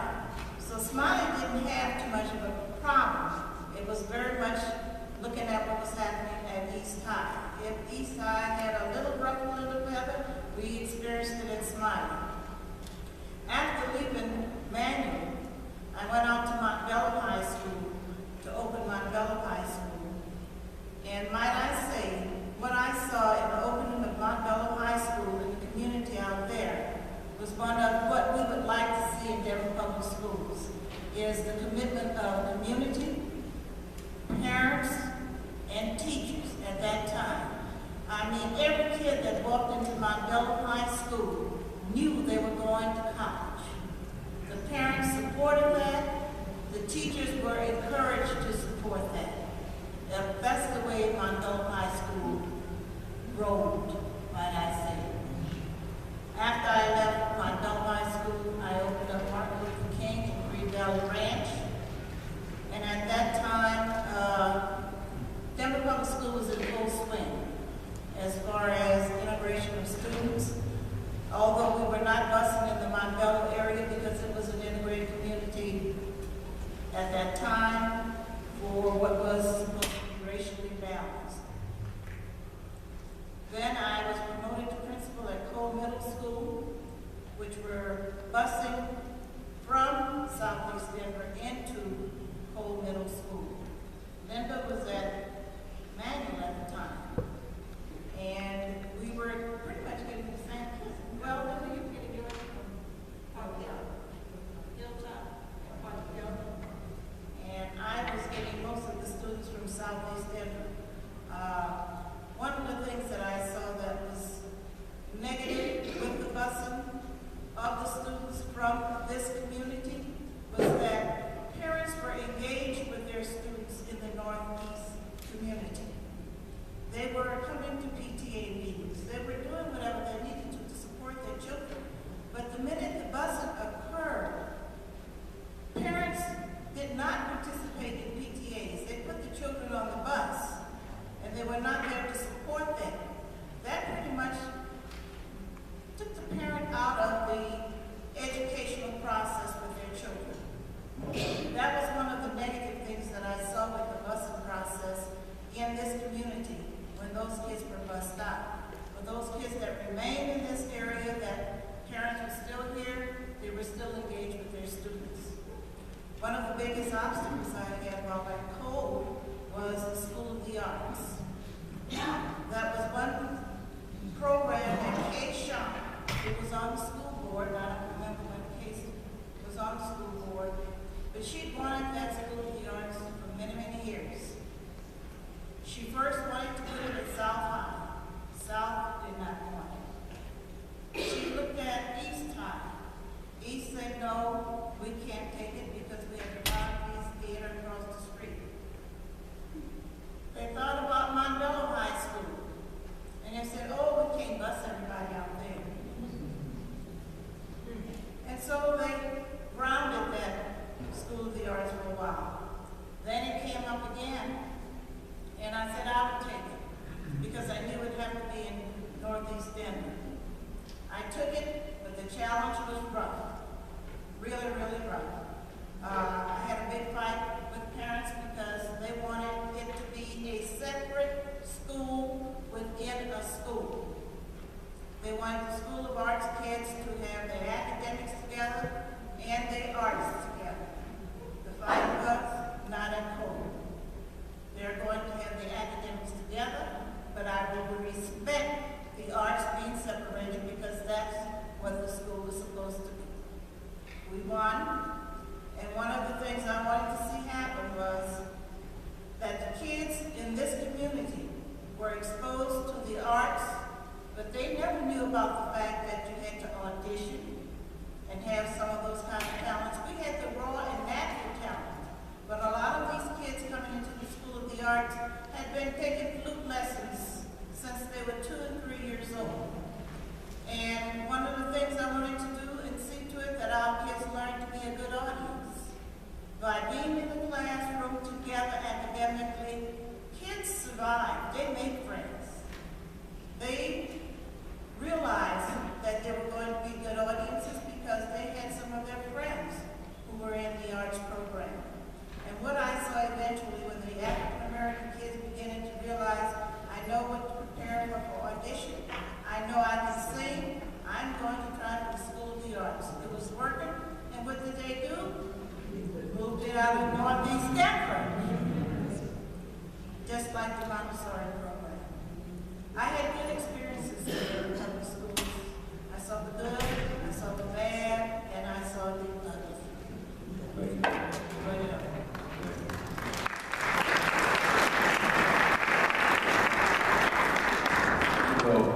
there's, you know, I'm a sports guy, big time sports guy. A basketball guy, love to shoot. I'm not a point guard, I'm a shooter. Give me the ball. And, you know, when I first got here, they used to talk about, hey man, there's somebody that can shoot here just as good as you. Everybody never can shoot with me. So, man, there's somebody can shoot with you. I said, what's his brother's name? His brother's name is Sam Bailey. You go up to George Washington, wherever you went to high school, late at night with nobody else in the gym, and just an echo, you can still hear the crowd. Go, Sam, go. Go, Sam, go. So, words of old Negro spiritual. It's your turn, Sam. Go. Thank you. And it wasn't George Washington, it was East High School. I just wanted to put that up for it was East High. And it all started for me with Denver. It started when my parents moved from Nashville, Tennessee. I was 4 years old at the time, and they moved to Denver in 1946. And at that time, 4 years old, I think I was waiting until I got in elementary school, and I was in Mitchell, and then I went from Mitchell to Columbine. And the reason why all this was happening, my mother constantly, because if you remember back in the 40s, if anybody's been around in Denver in the 40s, everybody lived on this side of York Street. And a few folks maybe lived up toward Columbine, but that was it. You didn't live any further. I mean, you were really special if you got past York Street. And if you got to further than that, you were really special. But the bottom line is, my mother kept asking my dad or making my dad move. And it so happened that it went from Mitchell to Columbine, and then from Columbine went to Smiley Junior High School, and then from Smiley we moved to, I think, I'm not sure, St. Paul, and that's where we ended up, that's how I ended up in East High School. And in East High School, that would have been 1958 when I started at East High School. I played basketball. At that time, for 3 years, 58, 59, and 60, I was the only black person on the basketball team. 1958, 1959, 1960, my graduating year, I was the only black person on the basketball team for 3 years at East High School. Now, when I graduated in 1960, 1,000 students graduated from East High School, and out of that 1,000, 15 black students graduated from East High School. So you can see, we're talking about the 70s, about this desegregation and things, but you can see what was happening back in the 50s and the 60s when you look at some of the schools. Now, naturally, what we had to do when I was in East High School, all the partying and all the fun, I had to come down to Manhattan to have the fun. But anyway, from that point on, I think in 1965 is when I started teaching, and I started teaching in elementary school first. I was way out southeast. I was out at University Park, and then I was in Pitts. Now, Pitts Elementary School is now a synagogue. I was out there by TJ. Then I went to Ashley Elementary School, then I went to Stedman. And I spent 7 years in elementary school as phys ed teacher. And then from there I went to East High School, back to my high school. That was in 1971. And I was a student advisor at East High School. And that's where I think naturally that was my school I went to, but then also a school that I'm working at. So I really got really involved with East High School. And that lasted for about 7 years. And then from that time, I think after being a student advisor, I was promoted to go to Thomas Jefferson High School. And I was an assistant principal at Thomas Jefferson High School. And during that span is when the busing started. And most of the students, African American students, actually came from Montbello community because there was no Montbello High School. I can't remember. All the high high schools actually came in 1961 after I graduated in 60. There was only 5 high schools in Denver, Colorado. And then in 1961, 4 other high schools came into play.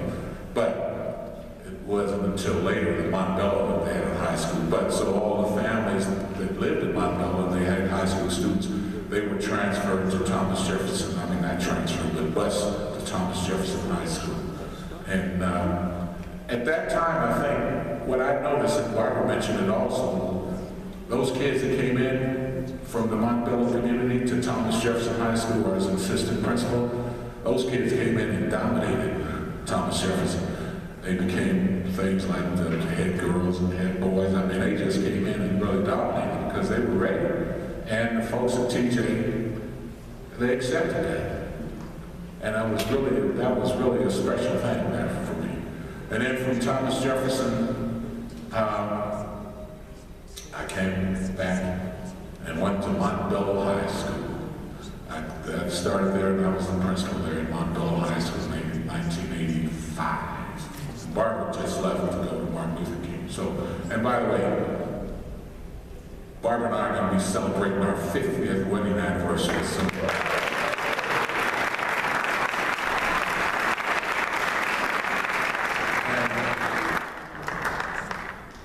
I'm going to be celebrating her birthday today.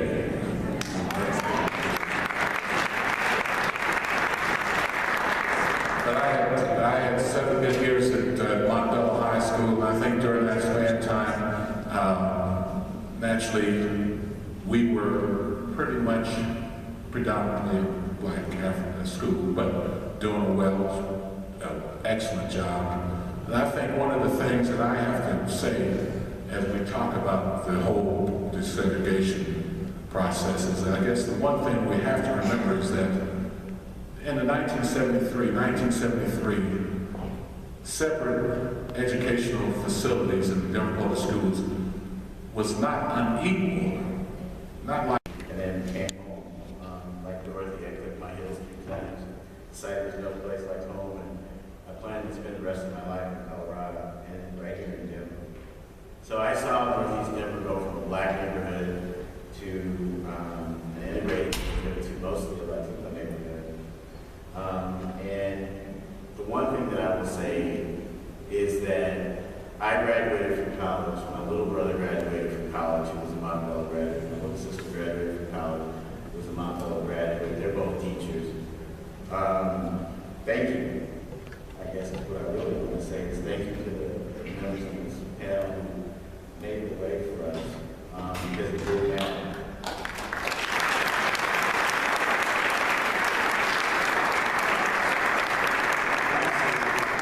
I did want to say that in my new role as the executive director of the Denver Scholarship Foundation, I work for an organization that is serious about investing in Denver public school graduates to make sure that they get a after high school credential, either a certification in trade school, an associate's degree, or a 4-year degree. In 6 years, we've invested over $15 million in EPS graduates. We've funded so far about 3,300 students. 80% of them are either still in college or completing a degree. Right away, you say, well, this must be a very selective scholarship. Actually, it's not selective at all. To get the scholarship, you have to have a 2.0, be a true EPS graduate, meaning you spent 4 years in EPS high school. Your family income can't be more than about $70,000 to $90,000 for a family of 4. You have to apply for 3 other scholarships. You have to apply for the free application for federal student assistance. And we only fund those folks who stay in state. But we help folks go out of state as well. The reason I share that with you is because I'm going to need all your help. It's a public charity. And we have an obligation to Denver public school graduates of about $4 million a year. We have about 1,700 DPS graduates that are scholars throughout the state. We are serious about what I've moved from an orientation of being righteousness of intent to return on investment. So ROI means that we expect our students will complete a post-secondary degree. I spent most of my life working in educational opportunity, and in the 6 years that I've worked with the Denver Scholarship Foundation, I've met with more college presidents than I ever did in all the 20 years prior, to talk about our students. By the way, 87% of our students are low income, 51% are Latino, 25% are African American. And this is a story that you don't often hear when you hear about DPS graduates. You don't often hear that these students are beating the odds, that they're going to great schools from Emily Griffith to Colorado College. They're completing their degrees, and more of them are coming back looking for jobs. So if you're an employer, or if you know someone who wants to hire a DPS graduate, please be in touch with me, because I have well over 200 of them who are interested in staying in the area. I thank you for the opportunity to speak today. I am honored to be on the panel with such distinguished panelists. As a historian, it's very humbling to be on the stage, and thank you for the opportunity to share. Let me give you my number if you wonder. I'm having one of the scholarships. It's 303-951-4144. That's my direct line. 303-951-4144. That's the Deferred Scholarship Foundation. And if you got babies or grandbabies or nieces and nephews that go to DPS, we have money for them. And by the way, it averages about anywhere between $14,000 and $17,000 a graduate. And we leverage that to get more support from the colleges that will send our students. We got a $1.22 return for every dollar we gave in scholarship from the colleges last year for our scholars. So I would hope to see your graduates and to make sure that they finish the post-secondary degree. Thank you, David.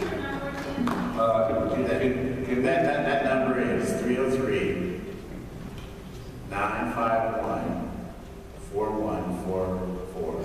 303-951-4144. I also grew up with Reverend Ike, so I should be better at getting my number out. Those of you who remember Reverend Ike. Thank you much, David.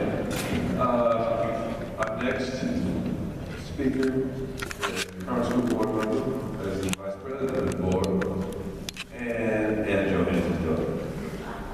So having said that, happy days. I'm not going to ask you a question. I'm going to let you tell us what you think. You know what this subject matter is, and you wanted to write us up with us. Thank you, John, and Sharon, my classmate. Sharon and I were talking about the issue I think that somebody raised earlier about Evie Dennis mentioned in the film, the schools were desegregated but not the classrooms, and even in the heyday, the great days at East High School, that was often true. So Sharon and I were the only two African Americans in many of the classes that we had, and so this has been the issue of not dealing with desegregation, but integration, and there's a difference. And so there's been a systemic problem about that, the opportunity for a truly integrated learning environment has been elusive in Denver for many, many years, and remains a challenge for us today. Nate just said something about all the wonderful kids we have that are succeeding and who are beating the odds. And that is wonderful, but it is also a sad commentary. Because we should be talking about our kids today beating the odds. And therein, that is our challenge about what are those odds, and why are we talking still in 2013 about our children and the challenges and the odds. There should be no odds. This isn't Las Vegas, and we shouldn't, that shouldn't be the case. And part of it is, I think Sharon mentioned, instead of talking about an achievement gap, we should be talking about an opportunity gap. And that's true. That is part and parcel of the word, not equality, because there's a difference between equality and equity. And I think understanding that difference is what will help lead us to some of the solutions that will address the odds that our children face today. But today we also have an expectation gap in public education in Denver public schools, and there's a support gap. And these are the challenges that our students face in Denver public schools. And those gaps occur in our schools and in our classrooms, but they are also present in our community, So I think of a statistic that's very important about today, even though everything we know about brain research and about how children learn early and what they need to do to be prepared for school, and still today we have a huge gap in how prepared our African American and Latino kids come to school ready to learn on the first day. It's the reason why, not only because of my mother and her advocacy for early childhood education, but we see it every day from my perspective on the Board of Education about the children who start in kindergarten who are so far behind already. And I didn't, I was reflecting on my own, coming up going to Deferred when it opened, and the discrepancies in resources, and at least at that time we didn't have an expectation gap, and that made a really big difference for those of us as we went on to go and then on to East, and we're competing with kids who came from schools that were much better equipped and better prepared, because people like Abby Dennis, they didn't allow that. There was no expectation gap. We were expected to excel and to do our best, and that is something that our children don't always face in our communities and in our schools today. So I noticed in terms of readiness, the inequities. We were fortunate enough because my parents sacrificed to have a set of encyclopedias at home, and it didn't even occur to me until I went to junior high school that all of the kids in the schools that we were competing with had books that the school had given them and were taking them home. And so these subtle kinds of things that our children face every day before they ever walk into our school buildings are a real issue. And that's why a commitment to early childhood education, as young as we can start them, is so critical to turning around not only the achievement gap, but the expectation gap.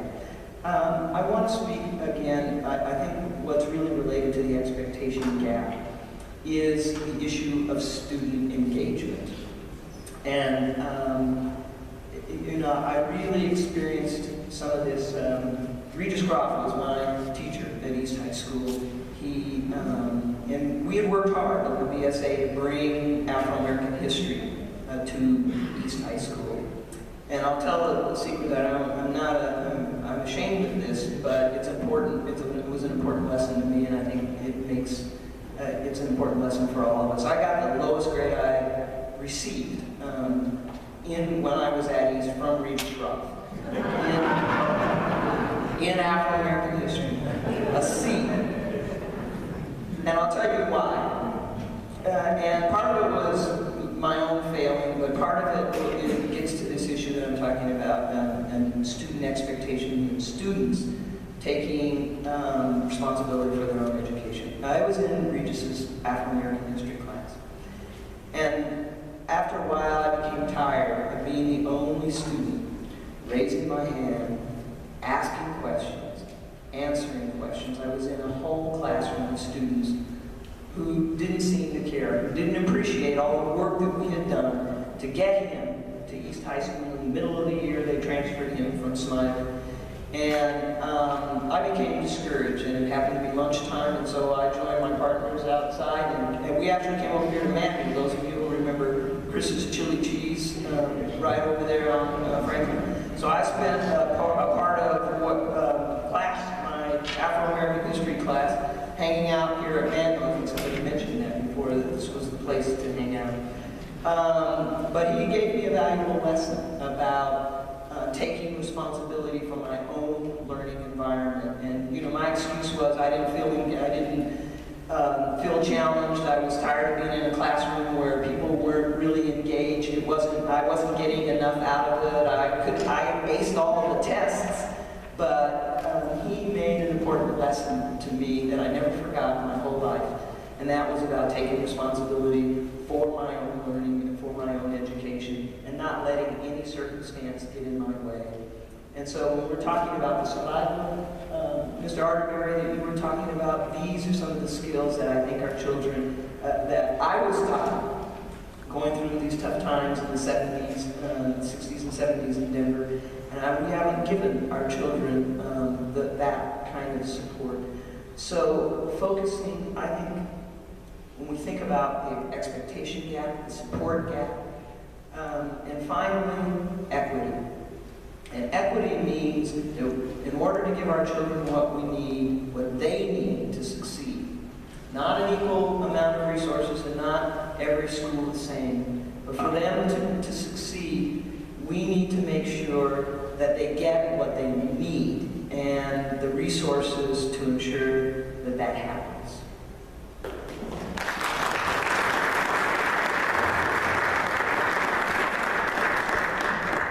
You know, when Mike became mayor, one of the first things he did was to try to identify competent, problem-solving individuals who could join his administration and to be able to hit the ground running, take on problems that have been of significant impact in our community. One of those problems was the homeless problem. And Mike went to the United States Senator's office, tapped the former school board member, this is the executive director of the homeless problem. And I think he'll talk a little bit about what he does. But it just shows that we have, again, quality and talented individuals at all levels, multiple stages in our community. And one of those individuals has been Miller, former school board member. Benny, would you share a little bit about your years on the board, what you see now? And after he speaks, I'm going to go back to Rosetta, who didn't realize that she had a poetic license to go a little further, like some of the others did. She took 30 seconds in a minute, and she had a few more comments she wanted to make. After her comments, we'll take a brief moment for some snacks, libation, and I would like to encourage you, after that time, 1 o'clock, we'll be coming back in to finish up with our second panel, which is entitled Deferred Dreams. Should be very good conversation, should be great insight, and we appreciate the legacy of Omar and Rachel and Ed and others that y'all chair about. So with that, Brother Miller. Thank you, John. Appreciate the time being here today. I was kind of a late rider to the battle here in Denver. I grew up in Philadelphia, and there's one or two out there. And in my high school years, it was, you know, the activism of the 60s, and we walked out of school and all of that, and we were a very segregated school district only because 8% of the kids were black.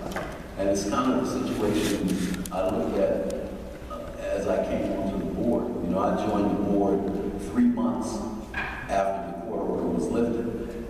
And what I saw at that time, and also since I had been stationed here at Lowry Air Force Base and living in the community, was a lot of mistrust of the district in general. But particularly at this period of time, there was the removal, someone mentioned, of the School of the Arts program, Montessori program was being planned to be moved, and magnet programs were just seem to be moving out of District 4. And my first question was, how can a community trust a district to implement righteously being lifted from this court order when there is such a matter of mistrust in the district? So that was one of my observations as I came onto the board. And John, I have to say, John was really instrumental in my election to the board. Working with us, we had a very small group.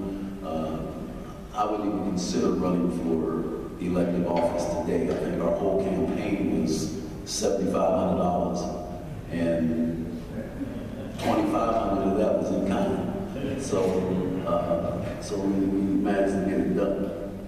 And then also, at that time period, coming onto the board as an appointee to replace Reverend Gray, who had been president of the board and kind of oversaw the move to neighborhood schools, was a continuing question that I ran into as I was very active as a parent and the like, which is really what brought me into it, was my total dissatisfaction with the way I was treated when I would come to a school to ask questions about my child, to try to get some information on curriculum and all of this type of thing.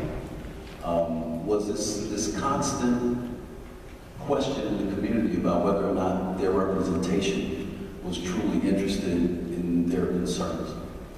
And so all of these things I saw, and then 3 weeks on the board, you know, besides the segregation that was obvious both in education, in teacher employment, in administrators, looking like the children that they were serving, was also this question of somebody who said return on investment, was equity in the contracting area. I mean, the school district had a budget approaching $500 million at the time, and there seemed to be very little of it being distributed in our own community. And I was new enough to ask that question at a board meeting, and we were about to build the first school that had been built in the city in more than 15 years with Jesse Whaley Maxwell. I see John and Elaine Smith out there, and John was very instrumental in demanding to the point that we consider naming. You know, why we had to name schools after everybody that was dead was beyond me, when we had heroes. And so 3 weeks on the board, you know, it was pretty much a done deal as to who the contractor was going to be, and it was supposed to be just a formality until I was naive enough to ask the question about how they were selected. Because I had met with some black contractors, and it appeared that one of the qualifications to build an elementary school in Denver, Colorado, was that you had to have built a school in Denver, Colorado. So since we hadn't built one in approaching 20 years, that kind of made the group very selective. And so I questioned that and looked at the criteria, and here we had a black contractor that had built an avionics training facility at Lowry, which I just happened to have been on the committee overseeing that and knowing what it takes to put in it. It was a hell of a lot more than what you need in an elementary school. But he got 0 points in the criteria to do that. And so we went back and we redid that criteria, and all of a sudden he went from 3rd on the list to 1st on the list by a mile. And the contractor from Inglewood was upset and threatened to sue the school district. And a good friend of mine became a friend of mine, Lee White, indicated that, you know, maybe we need to try to work this out. I said, you know, he said, well, this is going to cost us $180,000. And again, being naive and pretty fresh out of the military, my answer to him was, well, that sounds like the cost of doing business. So it cost us $180 grand to have him go away, but Blackington and Decker built Jesse Willie Maxwell on time and under budget, and it's been a model. So as I came on the board, I saw in priority order for me some things that had to be taken care of, because, you know, we moved into the neighborhood school shift really without the infrastructure in place to sustain it. If we were going to be bringing children back to neighborhood schools, particularly in the far northeast, we needed some schools. because immediately now we were beginning to talk about to a neighborhood that had not been involved in busing, that now we're going to have to bus your children from Montbello and Green Valley to somewhere in southeast Denver because those schools were empty. To me, the answer was a lot more straightforward, and that was, well, we need to build some schools. And so that's why I was on the board, was a very aggressive supporter for bonds and mill levies, finding alternative financing arrangements for construction. We built Jesse Willie Maxwell without a bond issue. And that we had to continue to look to spread the quality of academic programs around the district. If they were good enough to be a magnet program, then we need to put one in every section, in every division of the district. And when I looked at busing, because we hadn't had busing in Philadelphia, my kids, they grew up in Montbello, they didn't experience busing there. On balance, I had to look at the community and say that we, as a community, we did benefit from busing because our children benefited from busing. But it is hard to see now that as a community we seem to be regressing just a bit. You know, going into busing, and from conversations this morning, clearly it wasn't as unified as I thought, but at least the progression out into the community was a unified front and a unified voice and a joint focus in the community as what the end result was supposed to be. Coming out of it, I'm not so sure that that is so much. You know, if we're not divided, we are definitely a more scattered and disjointed community. And the mission didn't change after the court order was lifted. You know, the goal of Keys was to obtain equal education and equal opportunity. And that's what we continue to fight for. You know, Keys was much about a community voice being totally disregarded as much as anything else. Policies and mechanisms put in place to make sure that disenfranchisement is permanent and effective. And as a community, we have more safeguards now.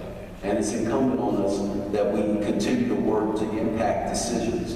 In the ruling that Judge Maitch made when he lifted the court order, he alluded to the growing number of African-American political leaders in our community and the growth of political sophistication in the African-American community as sufficient to ensure that there would be no return to these discriminatory practices. They may not be institutionalized, and they may be a result of economics and demographic movement, but it doesn't change the situation. So I'll close, and John's giving me the sign here, but as we work to continue to see what we need to do to create educational success, that was one of the questions that we were asked to look at and to address. And they're cliche, but they're cliche because they always seem to come up and they always seem to work and be an important part of what we have to do. Happy alluded to it. Parental involvement and community involvement. It's no real monetary cost, but there is a cost of caring that goes into that. Student participation, guided by adult motivation. You know, too many of our kids are disenchanted with their education system. They're disengaged from it. They see no relevance into it. What we have to do is put relevancy back into what education means in the long term for them. School readiness. I was a big proponent of front-end loading when I was on the Board of Education, because I really do believe that through ECE and full-day kindergarten for every eligible child is a necessary requirement. When our kids start kindergarten, 1,200 word vocabulary compared to other kids with 4,000 word vocabularies, that's a gap that many of them never ever close, and we have to make sure it doesn't exist in the beginning. And it's going to cost a little money, but we need some extracurricular activities and opportunities at every level of schooling here, elementary, middle, and high. We have got to get these children engaged and let them see the world. They say success is where preparation and opportunity crosses paths. If we never give them the opportunity, they're one tool left out to make that happen. Thank you.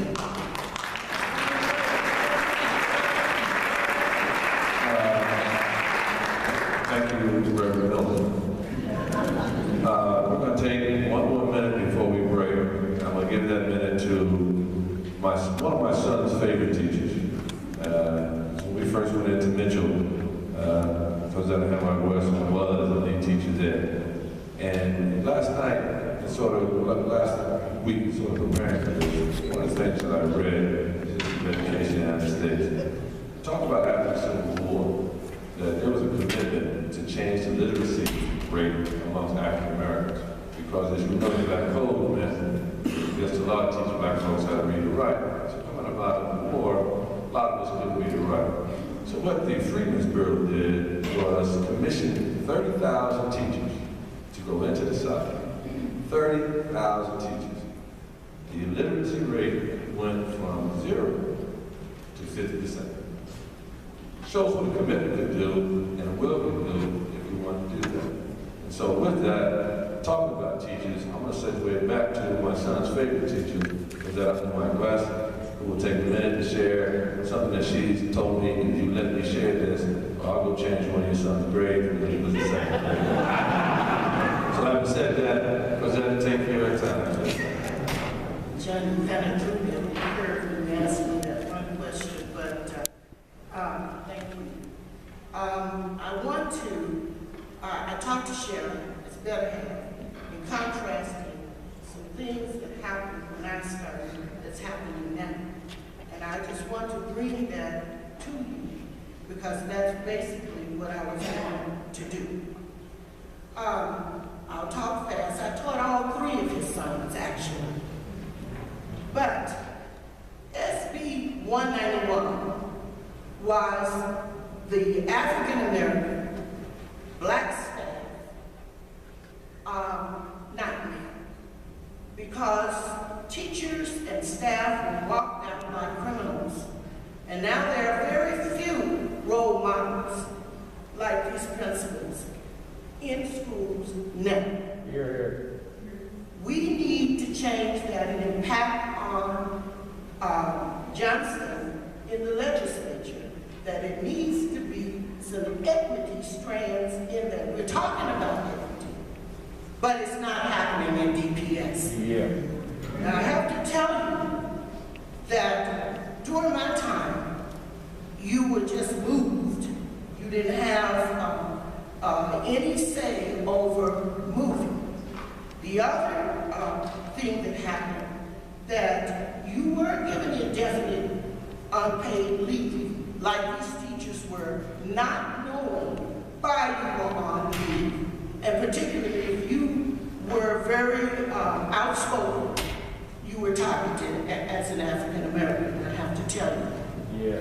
Now, the creation of charter schools, and I'm doing a lot of research, the Huffington Post, Harvard, UCLA, and quite a few other schools have come up with what this privatization, with no accountability that our charter schools have, and getting rid of public schools all over the United States.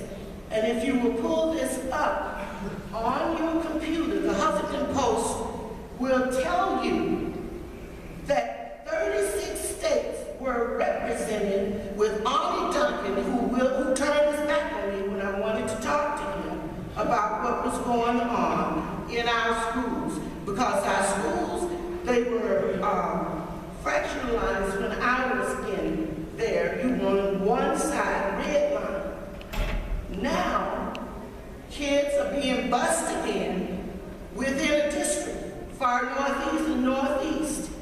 Choice is no choice. Yep. Choice is list schools, and they choose one for you. Yeah. We need to impact on that. That was not the case. They just put you in Northeast Denver and far Northeast when I started. But now they give you the illusion of integration and being able to move. I want you to know that our schools are being resegregated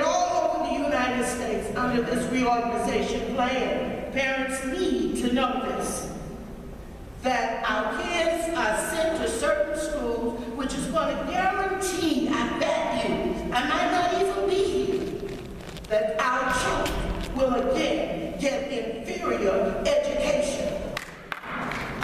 The other one is choice is no choice. You need to question that. We have board members here. Talk to them about that. If I choose for my kid to go to a certain school, don't tell me the numbers are up. And if they are gifted, don't tell me that they cannot get into school. And when you go southeast and some of the other schools that are further south, you have neighborhood schools and our children have to catch a bus. Bus went on there. Low achievement because of staffing patterns. We have very young teachers that aren't used to kids of color, particularly black kids. And lack of resources. My Bella, for 3 years, had a math classes, I said, had no math books. We are fractionated. And I want you to know that we need to implore. We talk about equity, make it so. Amen. And achievement gaps can bridge with proper resources and teachers. And I don't buy that you come to school ready. Our forefathers didn't go to school ready. Yeah. But if you have the mind and you have a good, motivated teacher, no matter where they are, you're going to pull them up. And I'm proving that now in Aurora, tutoring some kids that have been left behind. So I wanted to say that because Sharon told me I would. And I want you to look up the Huffington Post, look up some of those studies, national studies that have polled and normed their results over several districts and teachers. It started in Chicago, and now we have a completely private district in Washington, D.C. And it's happening here in Denver. It's almost private, and I can guarantee you that it's not here. Thank you. Because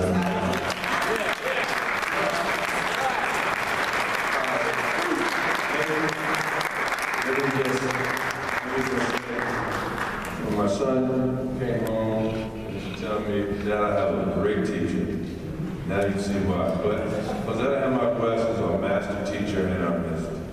Having said that, when we come back from my brief intermission, Larry Gorham, Dr. Linda Mazzell, Michael Johnson, who I think is here, Brother Jeff, Courtney Torres, Andrew Taylor, Amber Rome, Reverend Golson, Dr. Stanford, Mary Sam, and Tawana Henderson. Would y'all please, at 1 o'clock, please join us up on the podium. But before we go, these folks didn't set out to make history. They set out to make a difference. And I think that it's important for us to let them know how much we appreciate the difference they make.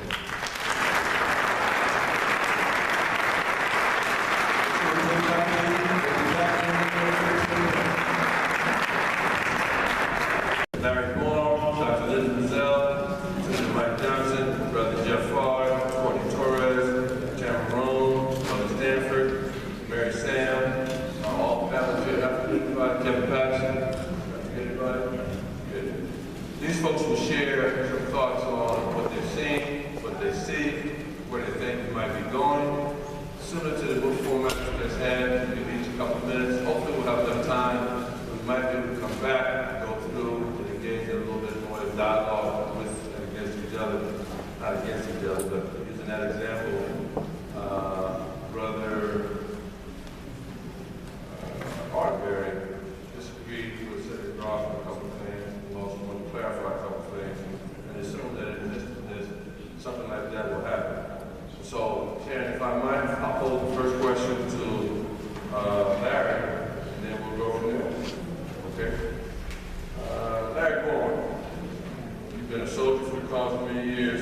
What is concerning the struggle for equal educational opportunity that would you found to be the most disconcerting in your years while you were there, your years of retirement, and look back, maybe some thought on what you think is wrong. First of all, I'm totally retired. But let me just say that what's been most disconcerting is the lack of vision on part of the leadership in our city. That's in terms of both the Board of Education as well as generally. And that is that people seem to be willing to accept a second-class citizenship for African Americans in this town. It's okay that we're 14% unemployed versus 7% unemployed for other people.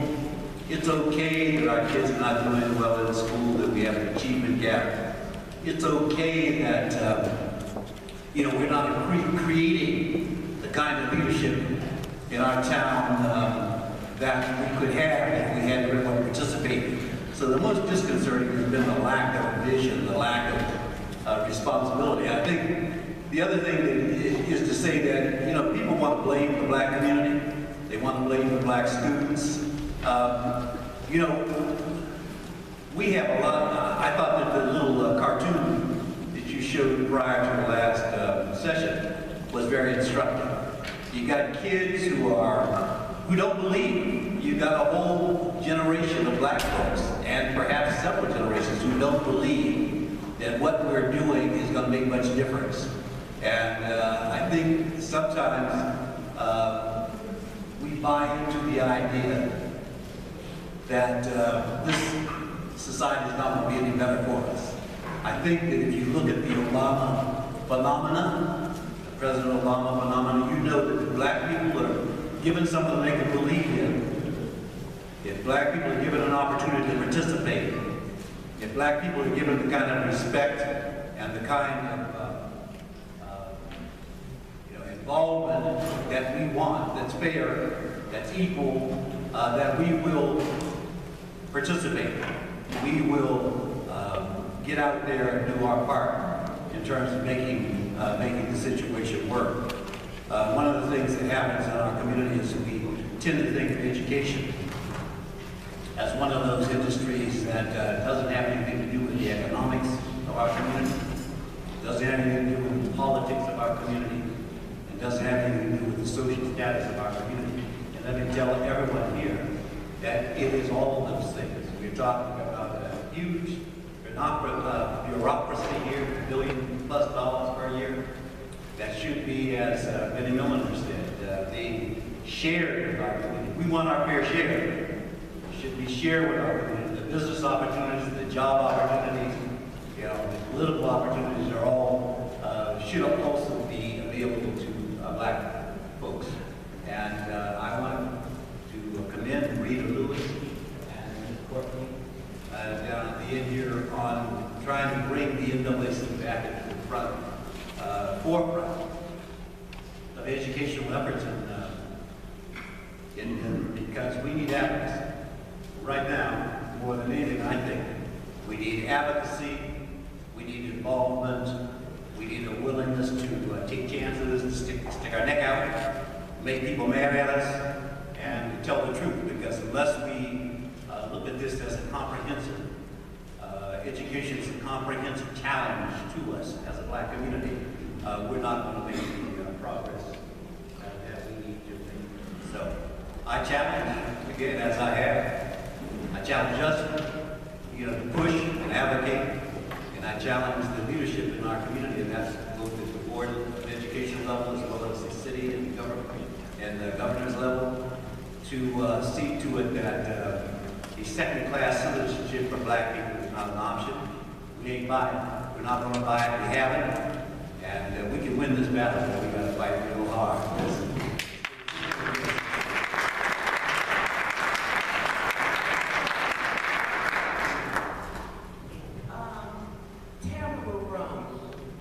You've been a teacher in Denver Public Schools for many years at this high school. What are your observations about your tenure as teaching and kind of where you left things, where you're leaving things, the state of African American students in DPS? I just figured out the math this morning. I think this is my 36th year. I am but I always tell them I'm not dead. I'm retired from Denver Public Schools officially. I'm still teaching, of course, at East High School, which is where most of my career took place. And I was listening to the panel this morning, and you know, I'm a native of Denver. I grew up, and as a result of the condition of Denver Public Schools, as a child, my parents made the decision prior to my going into the 4th grade to completely take me out of Denver Public Schools and send me to St. Mary's Academy. And I can tell you that academically it may have been fine, but emotionally it created a lot of damage. And so I think part of what made my mission to become a public school teacher was that I didn't want any child to have to go through psychologically what I went through in an all-white school back in the 60s, where I was told on a daily basis by an adult in the building that I didn't belong there. And I have always tried to create an environment where my children have felt welcome. I'm not talking all children. Because let me tell you a little secret that I've noticed in my career. I do not feel that the children today are receiving academically the rigor of education that children received even 10, 15 years ago. Our expectations are so low, not just for African American children. And what I have found that has happened is that when that white child doesn't get into a gifted and talented program, they water down the curriculum to get them into AP and so on. We have so many kids in AP classes at East High School that don't belong there, but because they don't want them to be in the regular program, they just dump them right into that AP program. Therefore, the curriculum is watered down.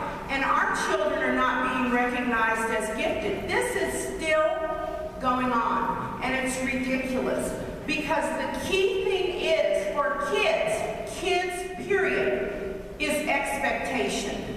If you have yourself together curriculum-wise, and you raise that standard of level of expectation for the kids, they will rise to it every time.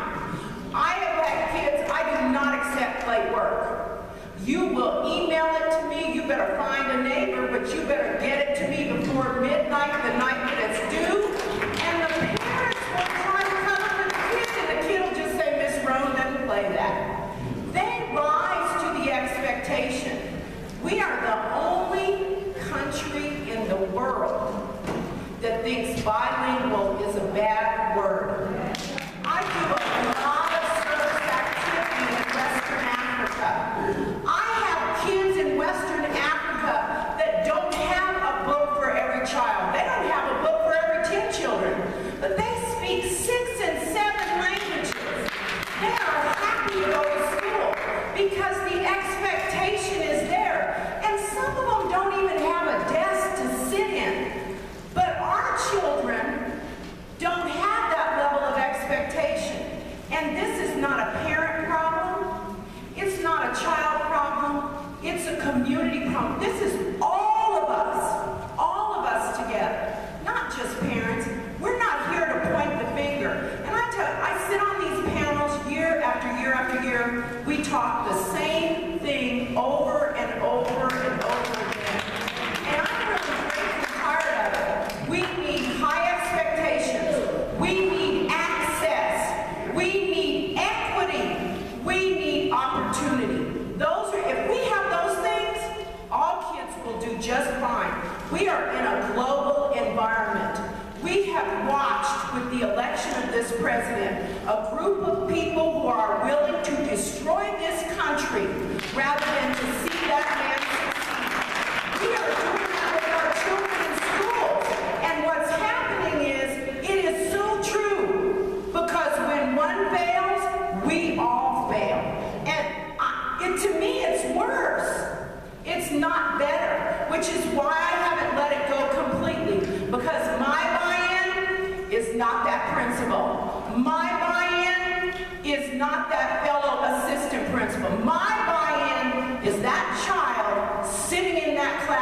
with me. That's my buy-in. Some of it may be selfish because I'm getting old and I want them to be able to take care of me and me, but that's my buy-in. And as long as our focus is on achievement and the kids and being willing to teach our kids and understanding the importance of our cultures and who we are and respecting that, we'll be fine.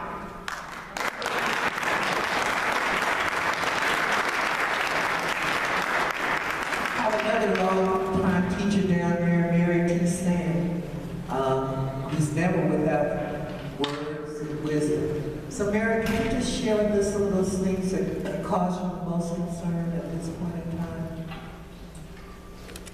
I will be happy to. My greatest concern right now is probably the same as Tamara's, because my bottom line is the student. That's what I'm about. I'm not concerned about teachers, although you have to have happy teachers to have good kids and have kids learn. My problem is that, since we're talking about the Keys case today, I was teaching in 1967, for those of you who may not know. I taught for 41 years in Denver public schools. During the Keys case, they bunch teachers as well as students, which was okay because they were working on trying to get integration to work. Our schools were segregated racially. If you define segregation, I don't know, if you define segregation, to me, coming from Texas, segregation means you can't go to a school. If you're black, that's a school you can't go to. That was not happening in Denver. Actually, the segregation was more around housing patterns, which were, of course, we know, determined by redlining and that kind of thing. But what I would like to say to you about the Keys, around the Keys case, our kids had skills. I don't care whether they're segregated or not. Our kids had grade level or above skills. My problem now is our children don't have skills. For a lot of the reasons that Tammy cited, low expectations. I like to say sometimes no expectations. There are not expectations around discipline, around getting work in on time. I'm glad she brought that up. And sometimes we have principals that won't support us. They'll say, well, you got to accept late work, which I've had principals tell me. That doesn't teach kids anything. So my problem right now is that our kids don't have skills, and there are some measures like the School Performance Framework, the SPF, that make parents think that schools are doing well when they have large numbers of kids who do not have grade level skills. If our kids don't have grade level skills, they can't go to college because they can't pass the SAT or the ACT. And right now, colleges expect some decent grades on those measures. So that's important to me. Anyway, that's my biggest thing, Dr. Bailey. Our kids don't have real skills. Dr. Linda Mizell from University of Colorado Boulder School of Education. You teach a class, I think you said it was Education as an Act of Freedom. African American education as a practice of freedom. As a practice of freedom. Can you talk a little bit about that and then maybe shed some light on what that means for different public schools? Actually, I'll talk about some of the things that I've talked about in the beginning. I'll talk about some of the things that, can you hear me? Is that better? Yes. Okay. I'll talk about some of the things that are at the heart of what we talk about and learn about in that class. And first of all, I want to go back to a point that John made earlier. He mentioned the 30,000 teachers that were sent south by the Freedmen's Bureau after the Civil War. A piece of that story that we don't often acknowledge or talk about is that when those 30,000 teachers got there, they discovered that black people were already building and staffing, creating and sustaining schools. So part of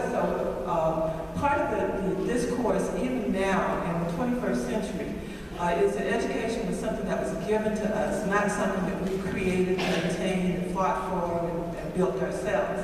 And I think that's an important part of the story that's at the heart of that course that I teach. Now, I'm not a native Denver. And when the Keys decision came down, I was actually just finishing up a few traumatic years of my own of the process of desegregation in my home state of Florida. I was part of the first wave of students that were bused in order to achieve desegregation.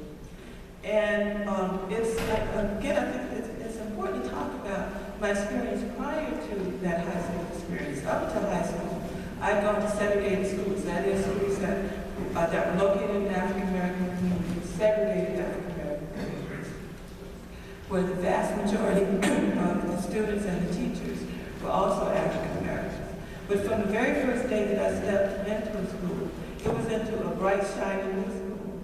Because Florida, like over a dozen other southern states, were engaged in what was referred to as a moderate strategy to try to forestall compliance with Brown by focusing on, ignoring the separate part, but focusing on the equal part. And the goal was never to equalize the schools, it was to make them a little less unequal, in the hopes that that would be enough to kind of quiet down the African American community. So my generation, we went to new schools, we had brand new books, and whereas before not only did we not have new books, we didn't even have old books. Lots of changes over that 16-year period between Brown and the beginning of compliance with Brown in most parts of the South. One of the things that I do in my courses, I show my students photographs, and we haven't done it yet, so Mike, you're forewarned. Mike and Jason. I show photographs from the era of desegregation that show terrorism and violence related to that process of desegregation. And typically my students assume that those pictures were taken in the South. They're surprised to learn that every single one of those pictures that I show are from northern desegregation. And the one that they find most kind of appalling and surprising is the photograph taken from the film that was shown this morning of those buses bombed in Denver, Colorado. And so the point of, one of the points that I'm making from all of this is that we need to understand that racism and its symptoms and the way it's played out, including the response to desegregation, was a national pastime. And many scholars are now arguing, and have been for the past decade at least, that the idea of de facto segregation is a myth. That whenever there are laws and policies and practices where the intended outcome is to create or maintain segregation, it doesn't matter whether you refer explicitly to race or not. It's de jure. The law is supporting the maintenance of segregation. I think Benny Miller made that point so well this morning when he talked about the way that contracts were decided. And so the impact of these policies on housing, on education, on employment, on all these other things are all part of the equation. At the same time that I was having my segregated and then desegregated school experience, professional educators, African American educators in the then separate teacher associations throughout the South were pushing public discourse around the issue of what concerned. I mean, their fear was that we would get, at best, desegregation. And I used that slide very intentionally, and someone else, I think it was Happy, made that same point. The desegregation and integration are far different from each other. They worried that at best we would get desegregation, and that more likely than not, what we would get was what they described as second-class integration or outer-gration, not integration, outer-gration. And by that, they meant exactly the kinds of things that we've actually seen over the last decade here in Denver. The huge level of attrition of the African-American teaching administrative force. One example of that in the South is in South Carolina. Over the period of less than a decade, between 1963 and 1970, the state went from having over 600 black elementary school principals to having 3. And that was fairly typical of what happened throughout the South. And a similar kind of attrition among teachers. And it's easy for us to be appalled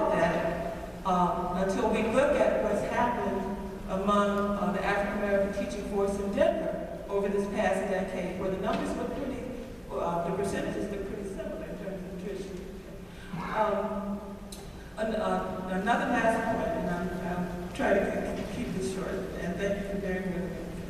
Another point that I want to make before I give up the mic has to do with this issue of the cycle of desegregation to resegregation, and without ever having achieved integration, which makes the issue of culturally responsive education even more important. Most of our schools now, and I'm talking across the United States, including South, North, East, West, most of our schools now are more segregated than they were when we began the process of desegregation in the early 70s. And one of the tragedies of that is that in the process of desegregation, that we assume that African American educators, African American schools, the African American community was bringing nothing to the table. Okay? That we didn't know anything significant about teaching children, about how children learn. And again, some of the wonderful research that's come about over the last decade in particular has demonstrated the just incredible kind of skills and insights that African American teachers had to create effective learning institutions under the worst of circumstances. And one of the problems of resegregation is that we're back to segregation, but in the process we've dismantled and lost those infrastructures that made it possible for us to achieve under those worst of circumstances. Now we talk about culturally responsive education, which should, but unfortunately isn't, part of the curriculum of teacher education in many places. And there are lots of terms around culturally responsive education. But it's interesting to note that when I talk to my students about the lessons from segregated African American education, and let me say here, I want to make this disclaimer. I, nor anybody else that I know that does this research, is arguing in support of segregation. Segregation was and is an evil to be fought on every front. But in the process of challenging segregation, challenging inequity and exclusion and so forth, we threw the baby out with the bathwater. We threw away those institutions, denied the significance, the importance, the value of those institutions, and in the process lost the things that we should have carried forward with us. So when I talk about culturally responsive education, I actually go back to the practices of those segregated schools. And it comes down to a number of just really important things that folks have been talking about this morning. Okay? One that we've talked about a lot is high expectations. Okay? Unequivocal, non-negotiable high expectations. Every study on effective schools that's been done ever has talked about the importance of that in those. But in African American schools in particular, there was very, I would argue, very highly evolved understanding of what those practices looked like. That, for instance, you had to come there believing that every child was gifted, and that it was the teacher's responsibility to bring those gifts out so that every child worked to his or her highest potential. The teachers also understood that that they had to prepare their students in ways that went far beyond just the particular content of the subject matter. That they had to prepare their children to function effectively in a society that was stacked against them, but still come out believing that they could accomplish anything. That they had to be able to be adept in their understanding in response to racism and other kinds of systemic oppressions. And that was an implicit part of the curriculum, a part that I would argue has been lost in the process of 3 generations of desegregation since that teaching force has been decimated. They understood that to do that, they had to be constantly engaged in professional development. And so far I've just talked about the teacher's roles and their expectations. But the reason they were able to do that is because they had a community that was behind them. Parents who understood that it was their job to make sure that the teachers could teach. And I don't necessarily mean in the ways that we think of when we talk about parents caring about education. My parents didn't have the kind of social and cultural capital to know that I needed to take the SATs or all the other things that we think of as school-related behaviors. But they trusted that if they sent me to school every day, that there were people there who loved and cared about me enough to make sure that the things that they didn't know that I needed would still be taken care of. That before the term "It Takes a Village" became this popular cliche, that it was the way that we lived our lives. Okay? So culturally responsive education is about understanding those things that those teachers implicitly knew and very intentionally introducing them into our practice. And it's not something that necessarily is intuitive. It's something that has to be learned, that has to be practiced, that has to be reinforced. So when we talk about teacher accountability, when we talk about student accountability, when we talk about community accountability, we have to understand that this is something that is far deeper, far richer, far broader, far more significant than a simple test score.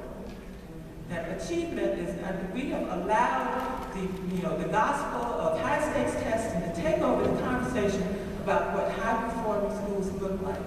When in fact there's so much more that goes into creating effective students and effective citizens. And okay, I'll get off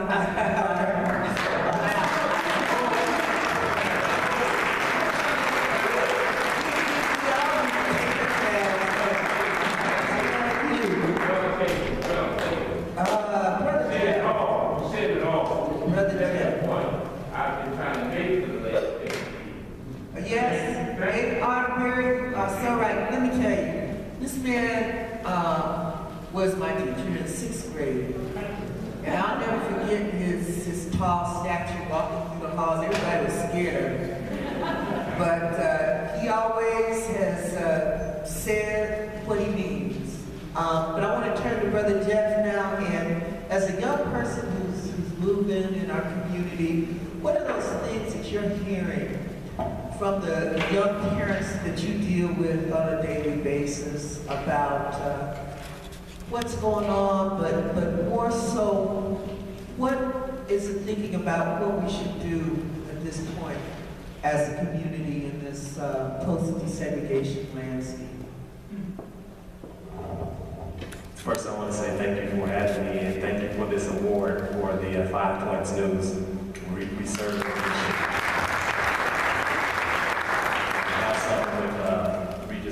Sharon Bailey and Gloria Tanner's name attached to it is just an incredible honor. I want to begin by just saying that John Bailey was going down the street one day and he shouted out the window to me. He said, "You're one of those Keys kids, aren't you?" And John, I sat with that because I thought I said, is he talking about the owner of the KC Lounge? Sound engineer. Go ahead, let's talk about it. I said, is he talking about the owner of the KC Lounge? And I came to realize why I'm so nervous and have this angry energy in me right now. Because as a person in this community, you got to figure out how to contain all the injustice you learned that has been heaped upon you and without going crazy. I didn't know that I was one of those kids that was actively discriminated against. So sitting amongst this panel, and the panel that was before me, it was bittersweet, Sharon, because I said, these are my heroes, and if any of them were my teacher, or if there was a collection of teachers like that that were around me at any given time, there's no way I wouldn't have been able to achieve whatever I thought I wanted to achieve. But on the other hand of that, I remember walking to Howard and going to school in mobile homes. And then I went to Smith. If you know where 3585 Jasmine Street is, it's right in front of the door that leads into the front door of Smith Elementary School. And I walked out of that front door of my house into a bus and rode a bus for 45 minutes to Slavens. and then stayed in that school for maybe 30 minutes or so, and got on a bus again, and was bused back to Smith, and went in the building for maybe another 30 minutes, and went home. Something's wrong with that. And then, I don't know if you've ever been in front of teachers that don't like you. I don't know if you've ever experienced being miseducated by someone who hates you and is forced to have you in their presence. So listen to this, I have this energy. And then learning that we're going into a situation where the same thing is happening over and over again 40 years later. We need another lawsuit.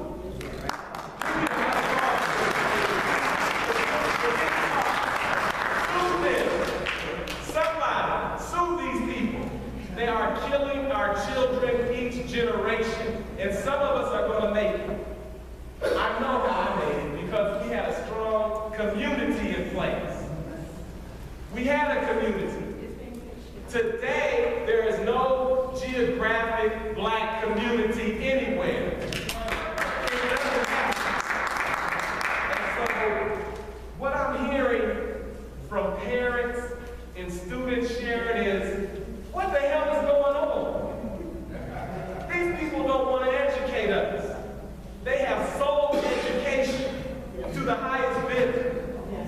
They have sold it. When kids would go to school with one book and learn everything. Now they go with backpacks full of books and learn nothing. But they're buying curriculums. They're buying notepads. They're buying binders. They're buying big books. They're buying stuff that has no relevance to them, Sharon. And we sit here and we see this happening generation after generation. So I'll tell you in my case, because I'm going to fight for our kids in our community. I saw them close Manual High School down, and we asked them, why do you keep experimenting in our community? When something works, they move it. When it doesn't work, they keep changing it around. And then you go to Mount Bethel and do the same system that didn't work at Manual.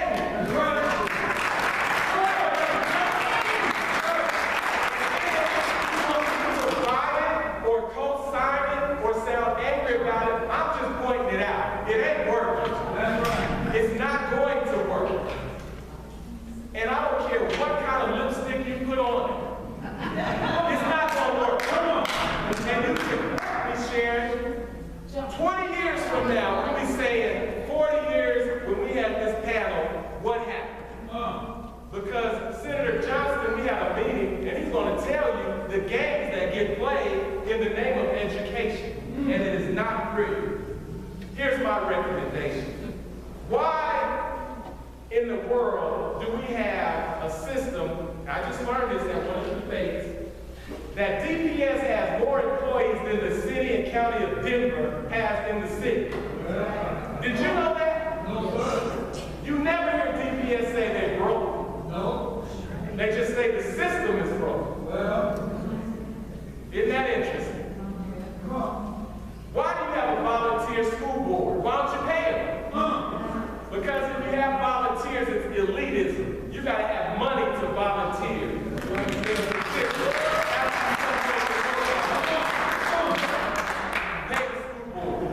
Second, early childhood education. If we don't get them before they get in this system, it's going to be hard for them to catch up. And then my final piece, I'm telling you, if DPS isn't working for your child, find a place that's working for your child. Figure it out. Whether it's a charter school, a private school, a neighborhood school, a old school, home school, quit giving these people a pass that are miseducating all of these kids. And I said it, if you disagree with me, I apologize. If you're going to throw me out of here, I'll leave. I've been put out of more places than you can imagine.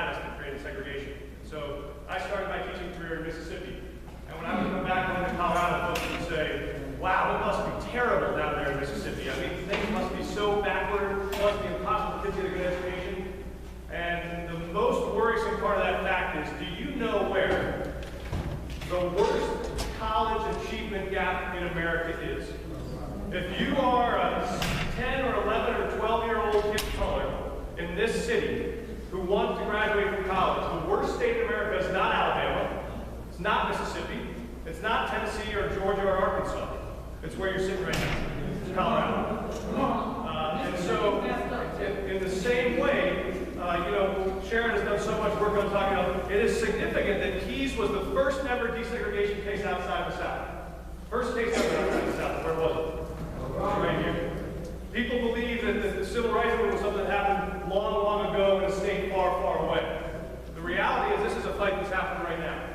And if you think the desegregation apparatus is bad enough, let me tell you about the poverty apparatus, which is the single largest part of our state government is K-12 education. 45 cents of every dollar of every tax you pay goes into K-12 education. And let me tell you, there are probably 4 people in the whole state that understand where those dollars go. And here's why they don't want you to know where those dollars go. When you wonder why poverty happens generation after generation in poor schools, it's because we have formulas like this, which is you start by funding systems with property taxes, which means the wealthiest districts collect the most property taxes and have the most dollars to support their kids. But that wouldn't be enough to stop there. Then you add weights onto that system. And one of the first weights that's added to our current formula is what's called a cost of living adjustment. And what that weight means is that is dollars that the state gives to the most expensive places to live in the state.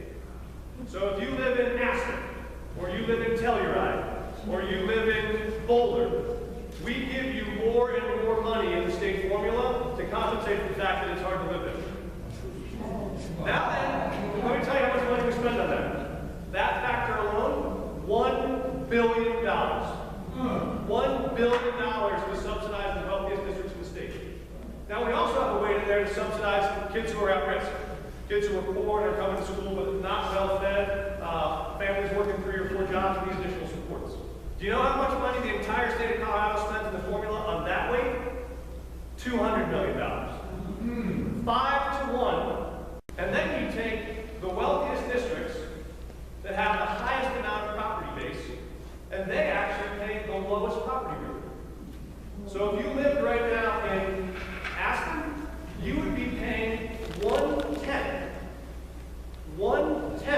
of the property tax you pay on your house in Denver Public Schools, you would pay if you lived in Aspen, or in Steamboat, or in Durango. And then after that, the state comes in and we backfill whatever the locals have raised.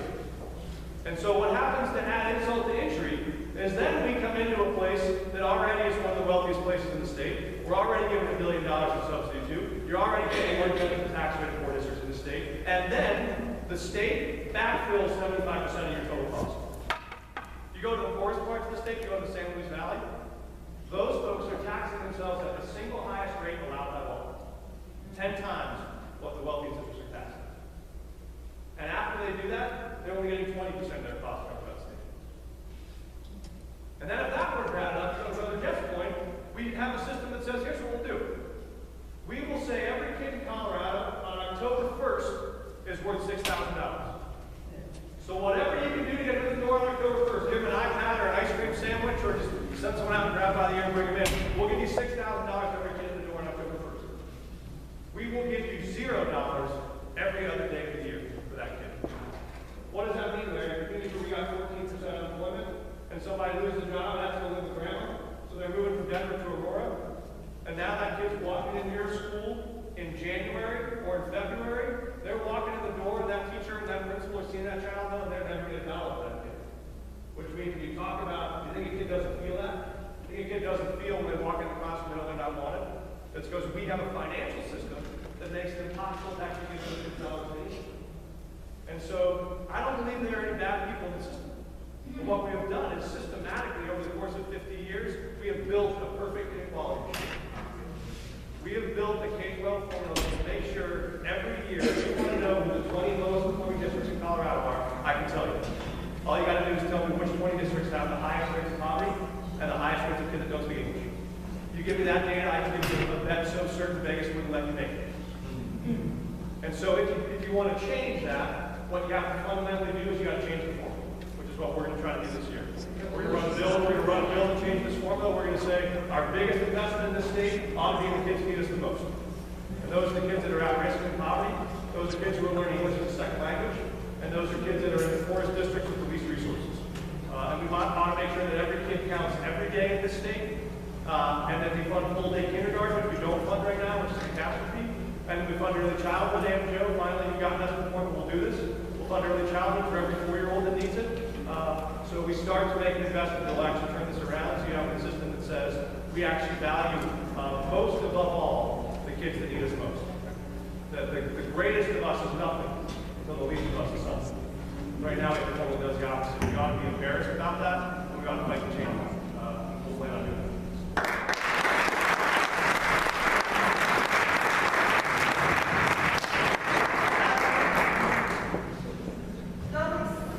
Deferred, former member of the Colorado Board of Education, State Board of Education, active in the areas. What are your observations and what do you think, from your view, we need to focus on as a city in order to leverage more of the resources, more of the goodies that are scattered around our state in order to impact better outcomes for our students? Well, thank you, Chair. Everybody could hear me. Good. Because I'm probably going to take the level down a little here, but it's not going to be any lack of passion on my part. If there's one thing worse than following Brother Jeff, it's following Brother Jeff and Michael Johnston. So give me a moment here. I wasn't here 40 years ago. I arrived 30 years ago. But I do want to thank Sharon and John Bailey and the Black Round Table, and I want to thank the many mentors, Regis Croft, Gloria Tanner, and indeed Rachel Noel and Omar Blair and others who mentored me when I arrived here. Went to work at the Denver Center for the Performing Arts, in those days known as Fort Culture, you may remember, and now a great celebrant of the diversity and the talents of all the people in our community. Thanks a great deal to Brother Jeff, who guided me in that as well. And then to the State Board of Education and the Commission on Higher Education. And I'm delighted to say that Happy Hayes is my subsequent successor on the Commission on Higher Education. And whereas you heard from the previous two speakers how half empty or worse the glass is, I'm reminded that every day while we await long-term solutions, maybe not so long-term, Michael Johnston, if you can get your way, and certainly let's not sell short Brother Jeff and everybody on this table. And in the morning, we have made some difference. The title of this panel is Dreams Deferred, Are We Losing Ground in the Struggle for Equal Educational Opportunity? My answer is they are still attainable dreams. I don't think the system is necessarily fatally flawed. It's damaged and our students are suffering. But I now work with the Department of Higher Education in an initiative that was born not out of the Colorado paradox that Dr. Bailey so rightly described today, but out of a recognition that we have the worst education gap, as you heard, attainment gap, as you heard before. And this is not the fault of our students, and it's not the fault of our families. It's the fault of a system that has not learned how to meet the educational needs of all our students. And you've heard it on this table, and you've heard it before, but I'm reminded every morning when I get up that there's 85,000 kids attending the Denver public schools and 850,000 kids attending our schools across the state. And while we do have to fix the system and address the racism that persists almost like a cancer, and we have to cut it out, and we have to move forward and provide quality education for every single one of our students, regardless of their zip code, regardless of their socioeconomic status, regardless of their gender, regardless of their race. Absolutely, there are some ways that I think we need and we can address this right now. 2 years ago, Sharon Bailey started this work with John and brought together a historic panel. Every living member who had served on the Denver Public Schools Board of Education for District 4 for the far Northeast. We know what can be done. I'm not going to argue with the critics, because I agree with the critics that we have got a great deal more to do. But the piece I'd like to bring to the table is that a house divided against itself cannot stand. A house divided against itself cannot stand. We are a frustrated community. We are an angry community. There are issues around teachers. My kids went through 2 of the schools that were described today, East and George Washington.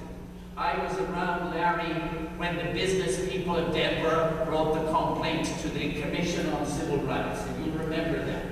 And we hired Oscar Joseph, and he went to work with Regis Prof in George Washington High School. We know what we need to do to level the playing field and to provide equality of opportunity, so that cartoon that we saw earlier today and so sadly had to acknowledge, that cartoon, I hope I live long enough for our children to look back and say, was it really that bad?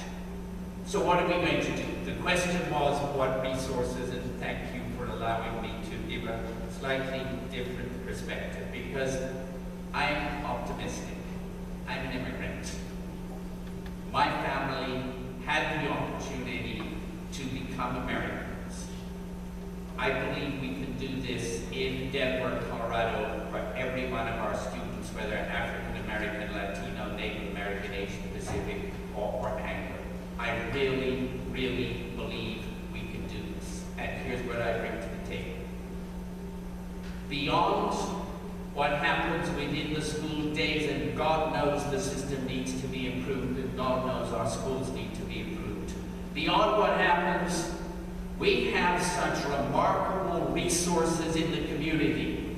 We spoke, and I was delighted to hear Tamara speak of high expectations, and I hope my daughter had the opportunity to benefit from her teaching at East High School.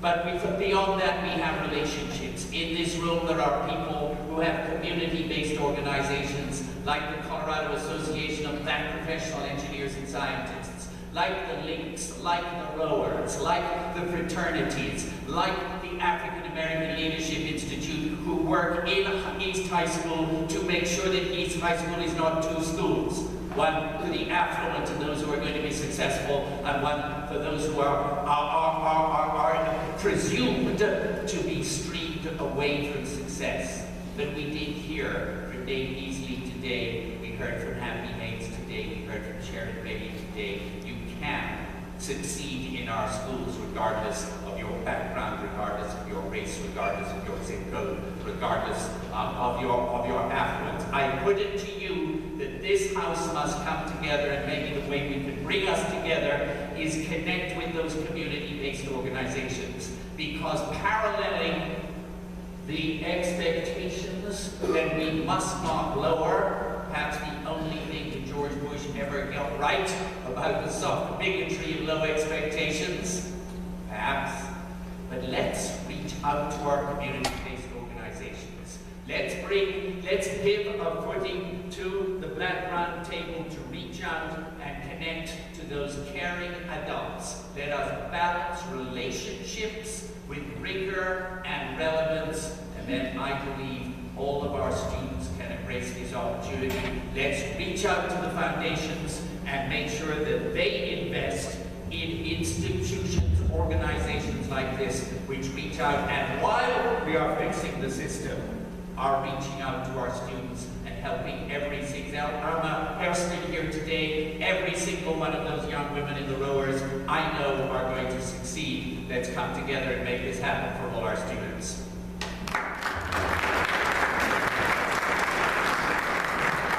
Ms. Courtney, from the NAACP.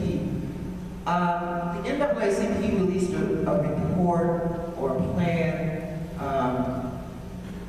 recently entitled Finding Our Way Back to First.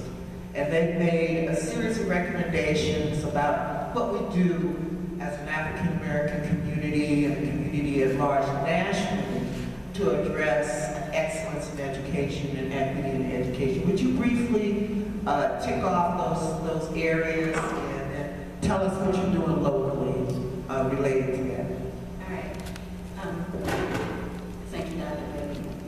The NAACP, when they released Finding Our Way Back to Top, it was a plan that they basically were prescribing to the nation for all children to succeed, based on the idea that our students in the United States, black, white, Hispanic, or whatever, is so far behind, that we're performing so far behind students in other nations, that we wanted to find our way back to top as a global leader, the United States as a whole. But obviously, with it being NAACP putting out these initiatives, we know that the focus of their research and the work that they're doing around this is really centered around black and brown children. The work and the research that they did for, I believe, over 5 years was their way of trying to find what best practices were and what the impediments were keeping us from being successful in school. So they had these 4 initiatives that in December, they held a press conference with Arnie Duncan, who said that he supported and would help the NAACP push this in the states. We'll see how that actually works out.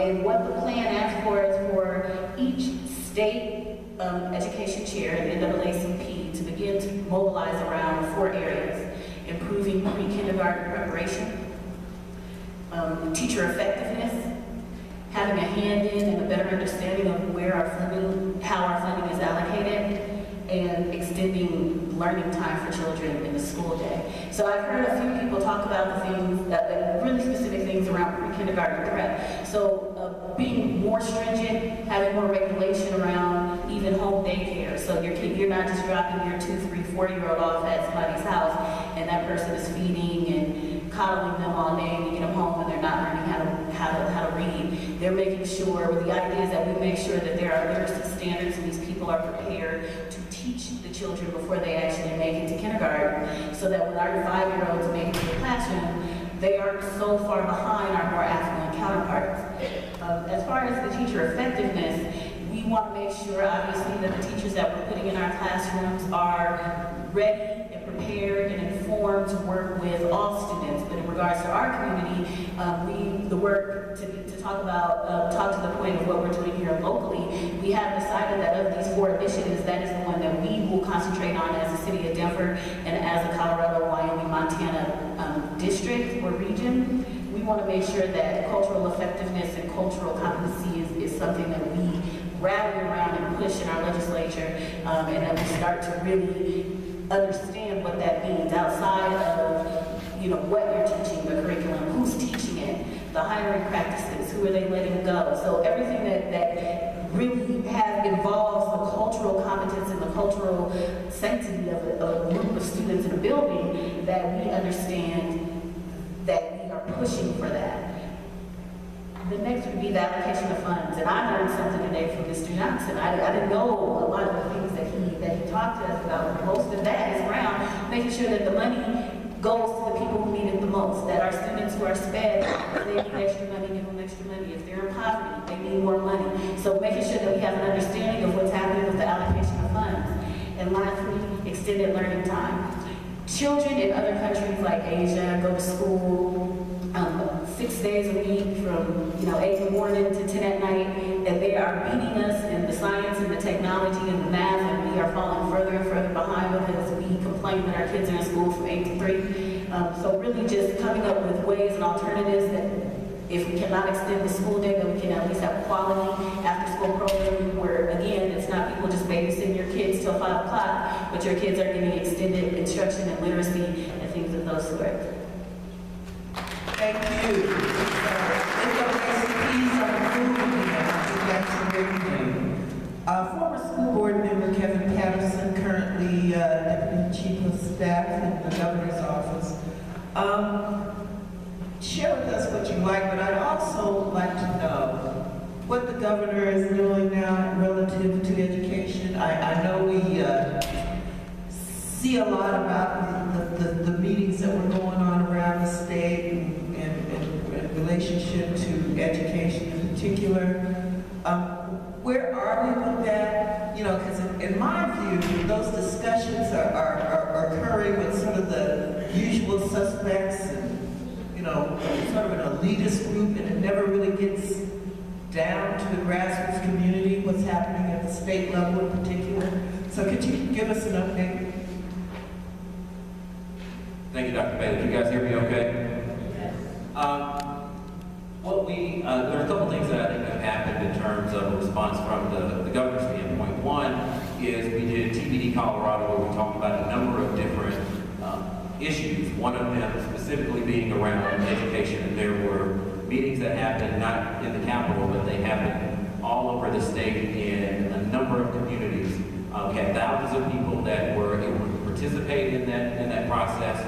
There's a report that's online now. You can go to TBD Colorado and you can see for each of the sessions what people talked about, the questions that they had, how that conversation went. And a lot of what we learned from that, I believe, has been folded into the conversation that I know the governor and Senator Johnson have specifically been having, because I've been hearing about those conversations from the governor, and he tells us every time he talks to Senator Johnson, which is more than I do. So we're having, I think, those broader conversations, and we're trying to make sure that I think we do engage folks. But I think what Senator Johnson is illuminating is the point I'd like to make is I think we are at a point now where we have to understand that education is not a spectator sport. And I think we've fallen into this low as if we just kind of, and the other thing I believe that has happened is that, you know, checkerboard and a chessboard are very similar, right?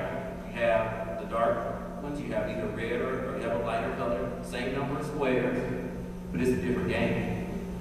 I will tell you that from the time I moved from 2 blocks from my office in the city to my office in the Capitol, I think one of the things that became most glaring to me is that the game has changed, but I don't know that we're playing the right game now. And I think we've got to have a different strategy. It's okay, you clap for me. I'll stop you there. We have to have a different strategy. When I was on the board, I would always have this conversation I'd have in groups around Black History Month, and I would ask questions. I won't do that here because I know Dr. Bailey will stand up on me in a second and tell me that I need to stop talking. But I would have this conversation. I'd say, okay, how many of you all live in Denver? I'd see a number of hands go up. Okay, how many of you all live in Northeast Denver? A few hands would go down. How many of you have kids in school in Northeast Denver? And I would see fewer and fewer hands. And I said, did you notice what's happening in the trend? I'm asking this conversation. And it's, you know, we have become disparate in how we live. And it's been talked about a little bit here. But because we don't have the same community where we're in close connection with each other, we haven't changed our game, that we figure out other ways that we communicate, we meet, we have organizations supporting us in ways. We don't really work in a way, I think that reflects that we're not as close to each other. And so we may not see each other at the grocery store all the time. We may not see each other at Owls Club meetings. We may not see each other at fraternity meetings. We may not see each other for months. And so all this stuff begins to happen, and we're just kind of watching time go by. And I think we are missing huge opportunities to participate on this in a level. And the other thing, it's going to take all of us. It's like it's worse than waiting on Superman. We're waiting on any man. And we were acting as if, well, if you do it, then that means I don't have to do something. We don't have the luxury of asking somebody else to do anything for us. If we're not going to participate, we have a lot of this that we have to own ourselves. But we have to engage ourselves in ways, whether it's just through voting, whether it's volunteering at the school, mean, I don't have kids in DPS anymore. That doesn't mean that I don't still have a connection to the school district. But a lot of people, they either think if I don't have little kids in DPS, not only do I not want to deal with them, I don't want to pay any taxes. I don't have, but we have these connections with our success. Let me just say one other thing, because Senator Johnson had something that I thought was really important. When we talk about the funding structure for education, and you think about kids in Saguache County, how many people know where Saguache County is? Oh, good. All right. So you're going up either 285 or you're going up 17. You're traveling north and south, and you're going cutting up through Saguache County. Gorgeous country, right? One of the poorest places in our state. So they're taxing themselves, like he said, at the highest rate in the San Luis Valley. But they can't raise enough money to actually support schools in their neighborhoods, in their communities. So they're busing their kids more than just a few minutes, sometimes 3-4 hours, moving their kids back and forth, trying to get them to a school.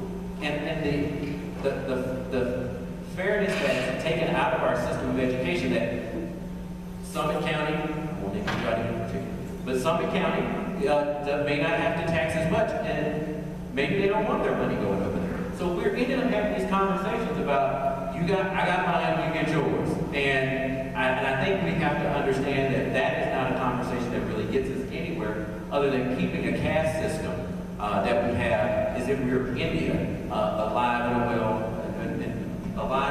in Colorado. And I don't think that's really what we want to do. I know Brother Jeff had to go, I was going to say something else, so I'll wait to have that conversation with him later. But he did leave because he has his event on Black mental health that he's headed to. And if you're not involved in education, you should be involved in mental health. You should be involved in what's going on with our penal system. You should be involved in whatever passionate thing that you have, because it's going to take every last one of us to try to make the changes we're looking for today. Thank you.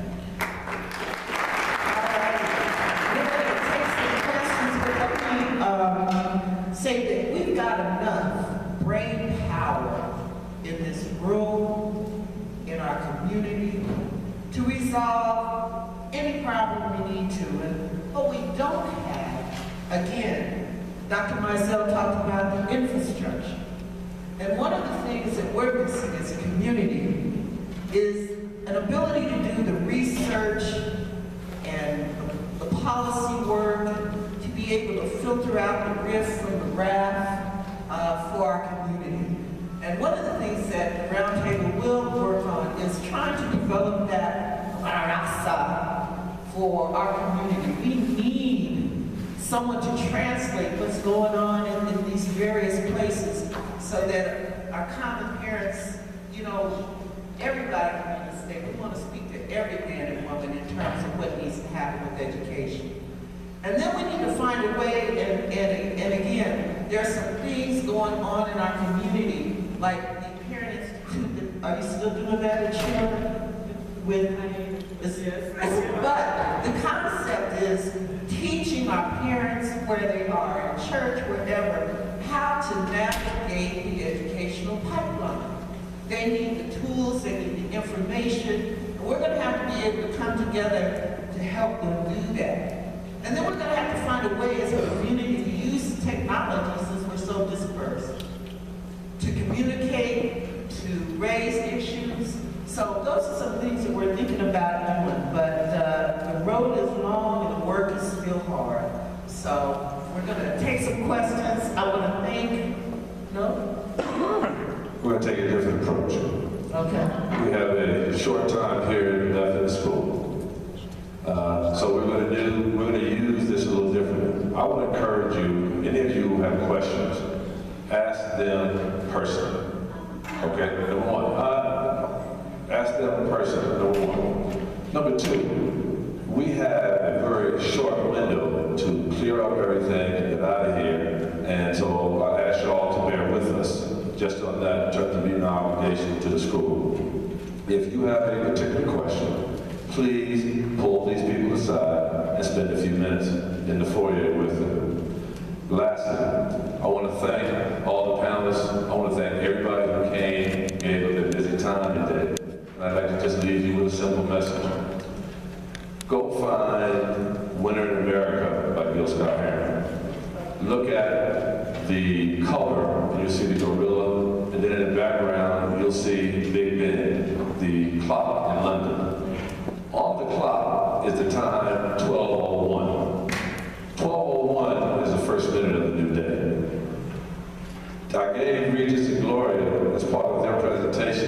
says, for those who didn't forget, that 1201 is the first minute of a new day in Denver's African American community.